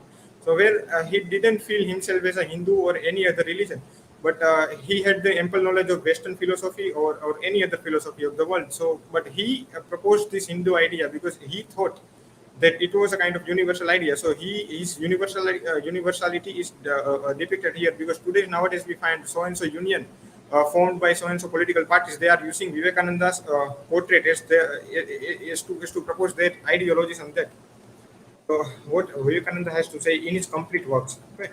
So when being in Parliament of Religions in Chicago, he utters this that the crying evil in the East is not religion; they have religion enough, but it is bread that the suffering millions of burning India cry out for with parched throats. They ask us for bread, but we give them stones. It is an insult to a starving people to offer them religion. So how religious views by Vivekananda is proposed here, we can see it was not conforming to the idol worshipping thing, but he is telling that they ask us for bread, but we give them stones. So basically people who believe in religion, any religion, they will think, okay, the God is the ultimate thing or ultimate reality, but well, it is not so. The bread, the survival, since the moment we born, the survival is there. Because without survival, nothing can exist. So the survival is the ultimate reality, and that is being stricken by Vivekananda here. They ask us for bread, but we give them stones. So stones means this statue and all the god things. And Salman Rushdie has something very similar to say like that. He says, respect for religion has become the code phrase meaning fear of religion, that you cannot nowadays logically refute the religion, but you have to be in conformity with that.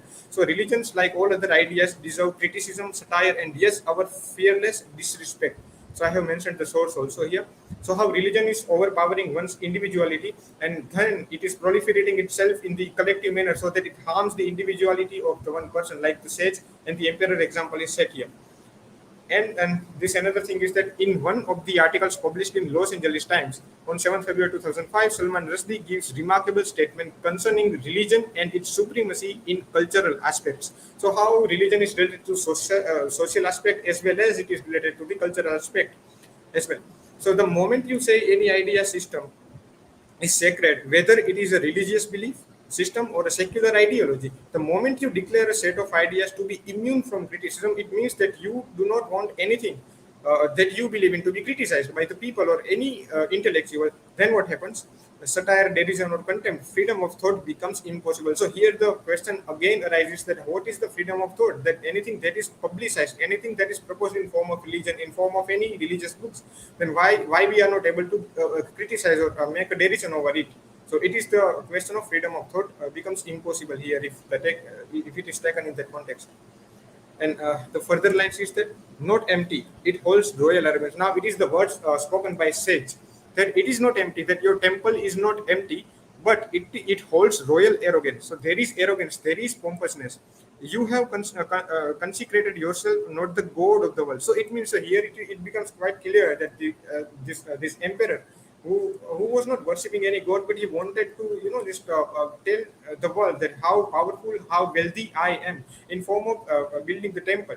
So here in these lines, the artistic beauty is seen. The hermit says that royal arrogance and pompous egoism are there instead of the divine and true worshipping sentiments. Similarly, we find the towering statues of dictators around the world. So I have taken some towering statues made by dictators, but and I have taken here this. So here are the statues. That the first one is Kim Jong-un from North Korea. He is the present-day dictator. And second one, Joseph Stalin from Soviet Union. So formally, right now it is known as Russia. So formally it was known as Soviet Union, and Joseph Stalin was ruling, a kind of not governing but ruling there. Then Vladimir Lenin comes in 1917. In 1917, so it is Russia, and then it becomes the Russia. So Robert Mugabe from Zimbabwe and Adolf Hitler in Germany. So these are some statues who want to just establish themselves as the god or any kind of thing. So, but they failed eventually. We know the history, and here it is the kind of the stanza it is a big one. So said the tranquil hermit, the year when the fire. So it is in relation with the revenue generation. Like we have ample money, we have ample resources, but where do we invest them? Then we are investing them in this emotional beliefs or we are just doing the great service to the people. Now said the tranquil hermit, the year when the fires raged and rendered 20,000 subjects homeless, destitute, when they came to your door with futile pleas for help and sheltered in the woods. So it is addressed to the king. In caves, in the shades of trees, in dilapidated temples. When you constructed your gold-encrusted building with 20 lakh gold coins for a deity, God said, my eternal home. So it is the word by God. It is just an imaginary phrase given by the poet that God, what would God say if you go to God? And they will say, okay.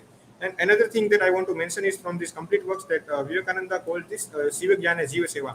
So it means that if you want to serve the God, you serve the fellow people or fellow life. So that the central point is here in this stanza. So these lines unflinchingly renders the indifference of rulers or leisure class towards people who work for giving these people comfort. So here this capitalism is also taken in context. So we can relate this with the myth of Nero and Rome. So we all are aware of this myth of Nero and Rome, from which the famous proverb is derived. Nero fiddles while Rome burns. Such rulers only care to maintain their false image of being great, even at the cost of the people coming under the boundary of their ruling regime. So this emperor or this ruling party, first let me say you there is a difference between the two terms, the politician and a statesman. So what politician does is that politician has only concern with his political party or her political party. He will little or no in no manner think about the people upon which he or she is governing. And the statements thinks first for his people or her people. But here it is satirized in this stanza that the emperors want to maintain their false glory to the world, even at the cost of the lives of the peoples. And this one, flaring up in rage, the king said, "You false deceiver, leave my kingdom this instant." So now this anti-nationalist thing are coming back. Even if one speaks truth or logically speaks truth, then if we don't find anything to refute one's fact, then we will say leave, or we will just refute the things with the force we are having. Like, "You false deceiver, leave my kingdom this instant." So in these penultimate lines, the outraged king, having found having found his false glory being besmirched by the words of truth spoken by the sage, abuses him with alleging him as a deceiver. So now, so here concerning the power play idea given by Michel Foucault, I have taken the this quotation given by Michel Foucault, plays pivotal role in analyzing such scenario. He rightly says in Language, Counter Memory and Practice, selected essays and interviews by Michel Foucault. So it is the book or a kind of type of articlistic essay here, and in which he says that, so the interview is that the intellectual was rejected and persecuted at the precise moment when the facts became incontrovertible, when it was forbidden to say that the emperor has no clothes. So in Parul Kakkar's poem, we find that this my emperor is naked, and that how the Twitter ID was banned of her. So this idea goes alike and within it. So let us move to the next slide. So here I have given some a list of these 10 richest temples of India. So the temple is in main concern in this poem. So I am taking these things. So there are a list of the 10 in descending list, which is the most rich, which is the richest temple in India. So our Somnath temple from Gujarat is also there. So which annual income is 33 crore. And this is the conclusion, that eventually at the end of this discussion we can safely conclude that themes such as power play, vaingloriousness of human beings, individuality, social isolation, greed and folly sharply dealt with in the poem. So it is that, and here are the works cited by me. Thank you.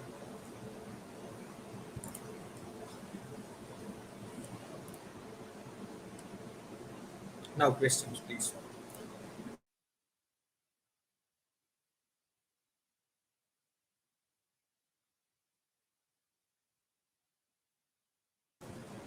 So your question is that what are the social ideas of Rabindranath Tagore? Rabindranath Tagore was a universal personality, by mentally and by physically also, that he roamed across the world sometimes. But he believed in humanity. Where there is a famous quotation of it, where the land where where the head held high. Okay, then there should be a place where everybody should be not proud, but they should have their whole self respect for themselves. So he was believing in this freedom of speech, freedom of thought, and freedom of everything that one has to do or that one wants to do in that field. Yeah.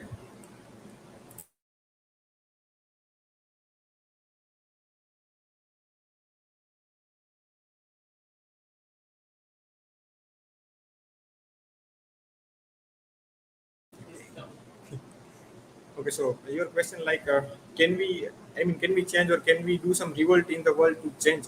So, well, the question is, we have to see anything that is there structuralized. So it is for the good of everybody, every human being, right?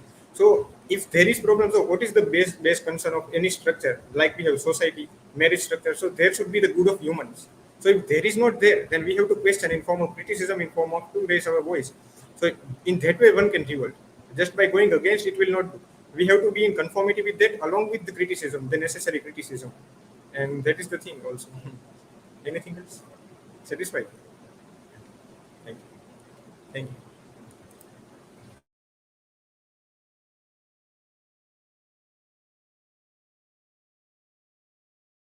Okay, so by the time next get ready, Nirav has put this citations in such a way that for this MLA citation it won't be acceptable. For example, he has put, let me share a screen.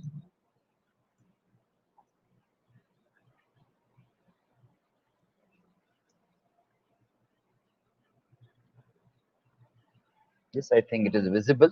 So he has given source in parenthesis as in-text citation. And I am using this word parenthesis, in-text citation. So I hope you all are understanding these terms. Yeah, in-text citation. So whatever is in text is connected with at the end of the text. That is connection. So in parenthesis, when you put according to MLA, you have to put it ideally with the last name of the writer. Last name of the writer should come here. So even if you want to give link, then also you can link last name of the writer in this. If name is not available, if it is media writing, then that name of that media, whatever way they are writing, that is to be put there. So that has to come in this things. So all the sources that you have cited, you have put source and the link. Here you have referred to Swami Vivekananda, and the source is given about complete works of Swami Vivekananda. Now that is again not fair. So if you are referring to a particular quote, then where is that quote? That link you have to give. So like for example, if I click on this, I should go to there. That is where from where the that particular one, it has to come here. What is this particular text from where you are seeing? So that might be taken from one of the volumes. Yes.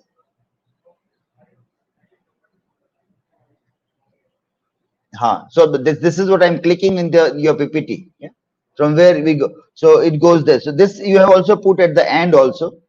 This source that you have put at the end also says Advaita Ashram complete works. It is not speaking about the specific work from where you have taken the quote. So if a reviewer wants to verify whether you have cited it properly or not, then he has to go to specific source, not to the general. And then like works of Aurobindo or Vivekananda is so much that reviewer cannot identify that from where or what reference you are citing. So it is time consuming. So what we understand, why all these things are there? So it is reader friendly. Reader friendly. That's why all these things are done. It is not to confuse the reader. Normally the reader here is a reviewer. Your journal articles have citations, your thesis have citations, and they are reviewed by expert academicians. And if you are not writing all those things to confuse them, but so that they can easily refer and come to the conclusion that you have understood the source properly and it is properly cited or not. And if they find any problem, then they may write that, well, this source is normally seen in this context, but you are trying to see it in a completely different context. So how do you connect both the dots together? So that can be given there. So that way you have to see this. This seems to be okay. Salman Rushdie source. And this also was there. This also is okay. It is leading to a specific interview between Michel Foucault and I think it is from selected essays of Michel Foucault.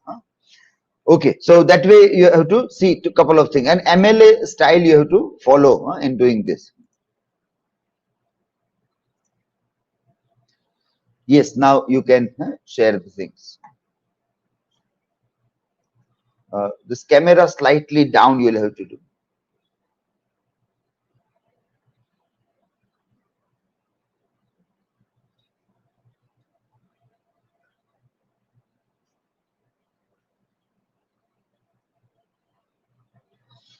Some of your voice when you are speaking is not audible, so you have to check whether your mic is properly set or not. Even in the last Nilay and Nidhi, both of your voice was not audible in the live stream.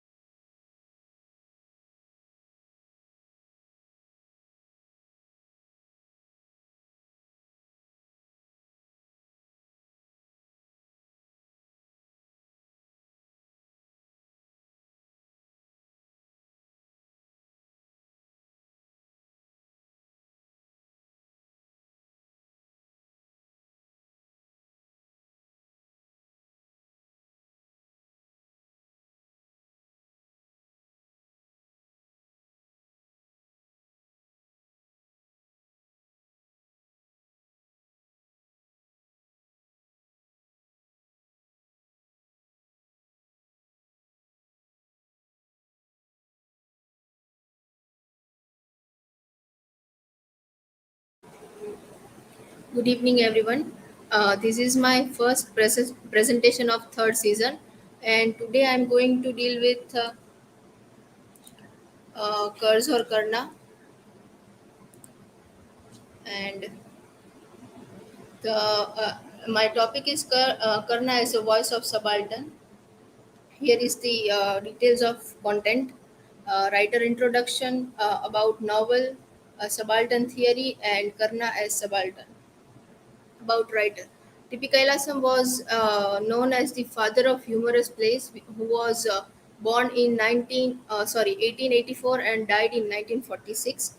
He was he remains the soul of Kannada theatre and resides in the heart of Kannada theatre and plays.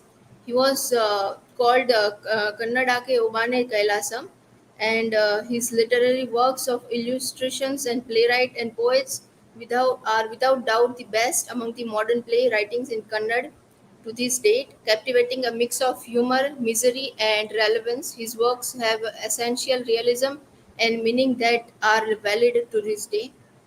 uh, his works are there are some works of Kailasam is the purpose, little plays and lays, the Kursor Karna and Kichaka.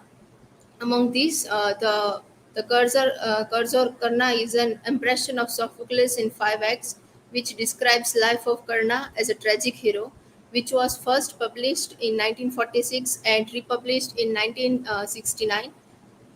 The novel is derived from Mahabharata, as we all know that it is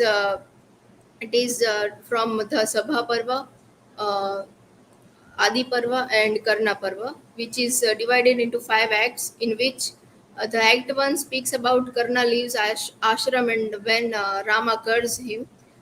Second act is competition at Hastinapur, the royal stadium. The third act is about Draupadi's Swayamvar in Panchal Desh, and where Draupadi insults Karna and Angaraj recalls the curse he has given by the Rama. In Act 4, there is a scene of Chirharan of Draupadi in Sabha, and Act 5 ends with the battlefield of Kurukshetra with the scene of Kunti and Karna and when Arjuna killed Karna. Karna as a tragic hero, we can say that Karna was the unsung hero of the Mahabharata, who was born with armor. He was more credible than all Pandavas is there. The only one who followed dharma throughout his life, as we all know that he is known as the Danvir Karna. He was a self-made man. He was noble, humble, and powerful. He wanted to be known as Radhe, as he was brought up by Radha and Adhiratha. We all know that. He valued relations even with his friends Duryodhan, and he was defeated by Krishna's trick in Kurukshetra. Karna as subaltern. Karna refers to the population that are socially, politically, and geographically out of the regiment power structure of the colony and the colonial homeland. He was a tragic character with a tragic fate in the play, and he was marginalized by Kripacharya, the Kshatriyas, and Panchali and other kings. His identity was a marginalized people. He deserved to be at a center, but his struggle and society caused his death. The thing which made him a subaltern was he was illegitimate, abandoned by his own mother Kunti, and he was low-born. Karna as subaltern. So there is a story when Adhiratha and Radha was a couple who didn't had any child. They one day they found a baby in a basket, and where Karna was brought up by this Radha, and they found that Karna is a rare child born with armor. So he thought to give him a teaching in Dronacharya's ashram, where everyone, prince and Pandavas, were living differently, and he was in other side. So he asked his father that is it crime to be a Sutaputra? Why do scriptures sanctions this class based discrimination? and where does my fault lie in this all? To console Karna, Adhiratha sensibly replied, My dear son, during your education, you will surely study scriptures and find out yourself that they don't sanction any kind of discrimination. Uh, my advice to you is that you can earn recognition by hard work and dedication and outshine everyone with your superior capabilities. So, I would like to quote a line from uh, Ramdhari Dinkar's poem that जाति जाति के लोग जाति जाति के शूरवीर I'm sorry, I forgot the lines, but it was like Karna was low born, but he can rise from that too. The subaltern theory, which is given by Ranjit Guha. This project, Subaltern, was launched in 1982 under the leadership of Ranjit Guha. Spivak's well-known argument is that the subaltern cannot speak for him or herself because of the very structure of colonial power prevents the speaking. She argues that the work of intellectual is visible to the position of the marginalized. The subaltern must be speak for. The subaltern term is borrowed from the Marxist Italian Marxist Antonio Gramsci, who signifies the oppressed class. The subaltern theory is the project argued that traditional historiography and only celebrated the actions to elite. Thus, the freedom struggle in traditional history was represented as the story of the action as selected leaders like Gandhi, Nehru, and Tilak, and it ignored the peasant and tribal rebellions that preceded for the formation of the Indian National Congress. So, the tribal rebellions are not in that much light as much as this Gandhi, Nehru, and Tilak has. There is one rebellious man named uh, Tilka Manji who fought for a nation against the British East India Company in 1770 to 1785 for 15 years, and he is not that well known as this Gandhi, Nehru, and Tilak. So we can say that the subaltern theory is about the freedom struggle also. The term subaltern was conventionally denotes an inferior military rank. It is more generally used as a name for the general attribute of subordination in South Asian society, often expressed in the terms of caste and gender as it is being acquired at birth and non-changeable. The term subaltern was coined by Ranjit Guha. And the thing is, Karna was illegitimate, abandoned by his mother, and there are several scenes where Karna was helpless, and he was cursed by his own guru. So that was his one step backward from the other Pandavas, and even if he was a born what we can say royal born, he was not known as a royal born. He is a low born. These are my citation. Thank you.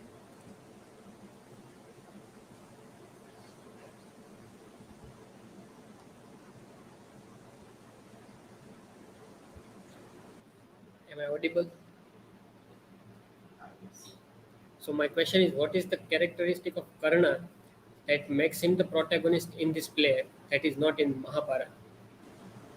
So the play is about Karna, and the reason why Kailasam took him in the center, because as mentioned in the introduction, Kailasam mentioned that he is a writer of misery, and the only character of Mahabharata which is what we can say not in that much light in compared to other is Karna, and there are a lot of કહેવાય ને કે કોઈ એક વ્યક્તિની સાથે ભેદભાવ કરવામાં આવે in compared to everyone. તો કર્ણ સાથે થયેલું that is why Kailasam has took him as a protagonist in the play.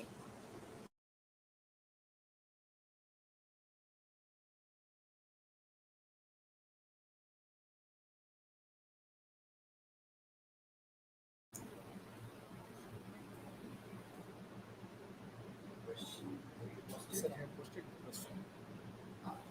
Okay.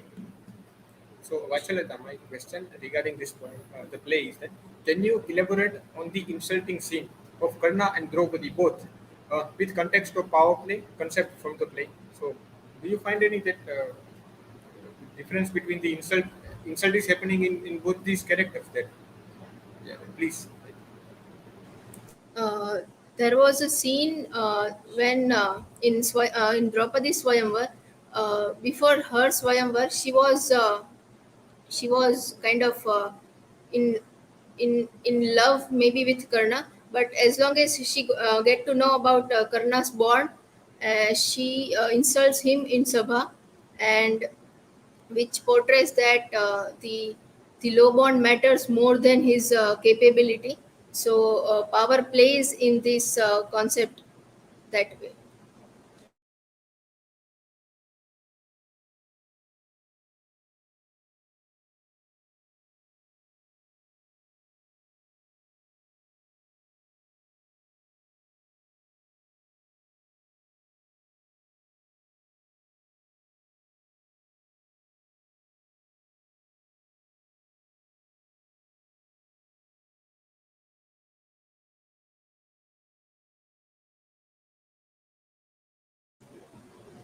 Some of the comments are already given, so no need to repeat those things. A few students who need to like work hard and improve in the next subsequently in all these days, because this is now the third season and only one is left now. So if you will now not work and improve, then I don't see any chances in last semester that you will be able to work on that. So once the presentations are over, then again you have to concentrate on your mistakes, errors, how other students are doing, and you have to keep on improving on them. So Janvi also, Janvi, Khushboo, Nehalba, Nidhi, you need to still work and see that when the questions are asked, you are very convincingly with confidence are able to give answers also. Then it is reflected that you have like understood the point or a concept in a proper way also. And when you ask questions also, it gets reflected whether how sincerely or seriously you are taking things. So the question also should be of quality. Last semester, we have talked about this, that how you can ask the qualitative question rather than very simple or stupid looking question. So if you have listened, you can ask a better question. But normally what happens is that people are lost when somebody is speaking. So we carefully don't listen. So we are not able to ask a proper question from the presentation that is made. And then we ask generally about writer or general work, which sometimes has no connection with what the presentation was made. So your question should be connected with the presentation or coming out from the presentation. So listen carefully. That's why we have made this arrangement that those who are following will not ask a question because you are worried about your presentation. But the previous one or those who have completed the presentation, you ask, so you are relaxed when you are asking it. So, but concentrate at least to listen carefully. Out of 20 in your class, we are dividing it to half. You don't have to listen all 20. When a few years back, when we used to have like 36 or 40 students, then in one group there were 18, 20 students. So 18, 20 you have to listen everybody. Now you are lucky that you have to listen only 9 or 10. So out of 9 or 10 only, at least 2 listen carefully. At least 2 listen carefully. That is how we are reducing. That we know that your concentration will not be so good. That throughout the day you can listen carefully. I have to listen from the morning till evening. And as I tell every time that this is also my test, that once I will say that no, I can't concentrate from 11 to 6, then I will not take longer classes. But so far as I can concentrate, I expect students also to concentrate in longer classes, and they also have to like sit for 3 hours, 4 hours continuously. to attend the classes. So this is my testing. Every year, twice I also undergo a test that can I attentively listen all of you carefully from morning to evening without moving here and there. As many a time you keep on moving here and there in various things and taking notes also and giving feedback also. So remembering what you have done. Along with that, some technical part that also you have to take care of. So multitasking from not only 11 but at 6 o'clock also. So with a tired mind also you are able to do multitasking. Then I expect from you that you also can do. It is not that you can't do. If I can do, why can't you do? I am also arts graduate. I am also from the same faculty discipline. I am not from IIT or IIM, or I have not come directly from any of the heavenly countries. Also from this very region, I am also coming from where you are coming. So if I can do, you can do.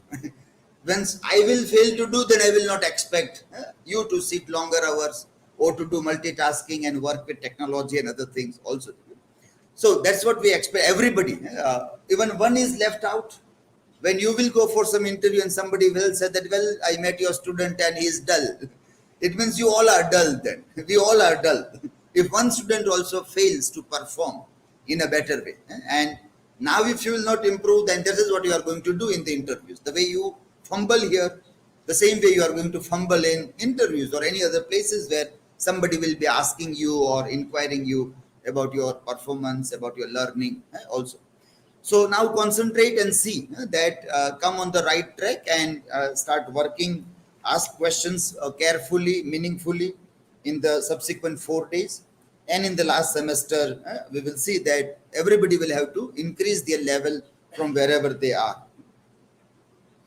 So few other things I have already informed you about citations and how you can refer to a good quality source also.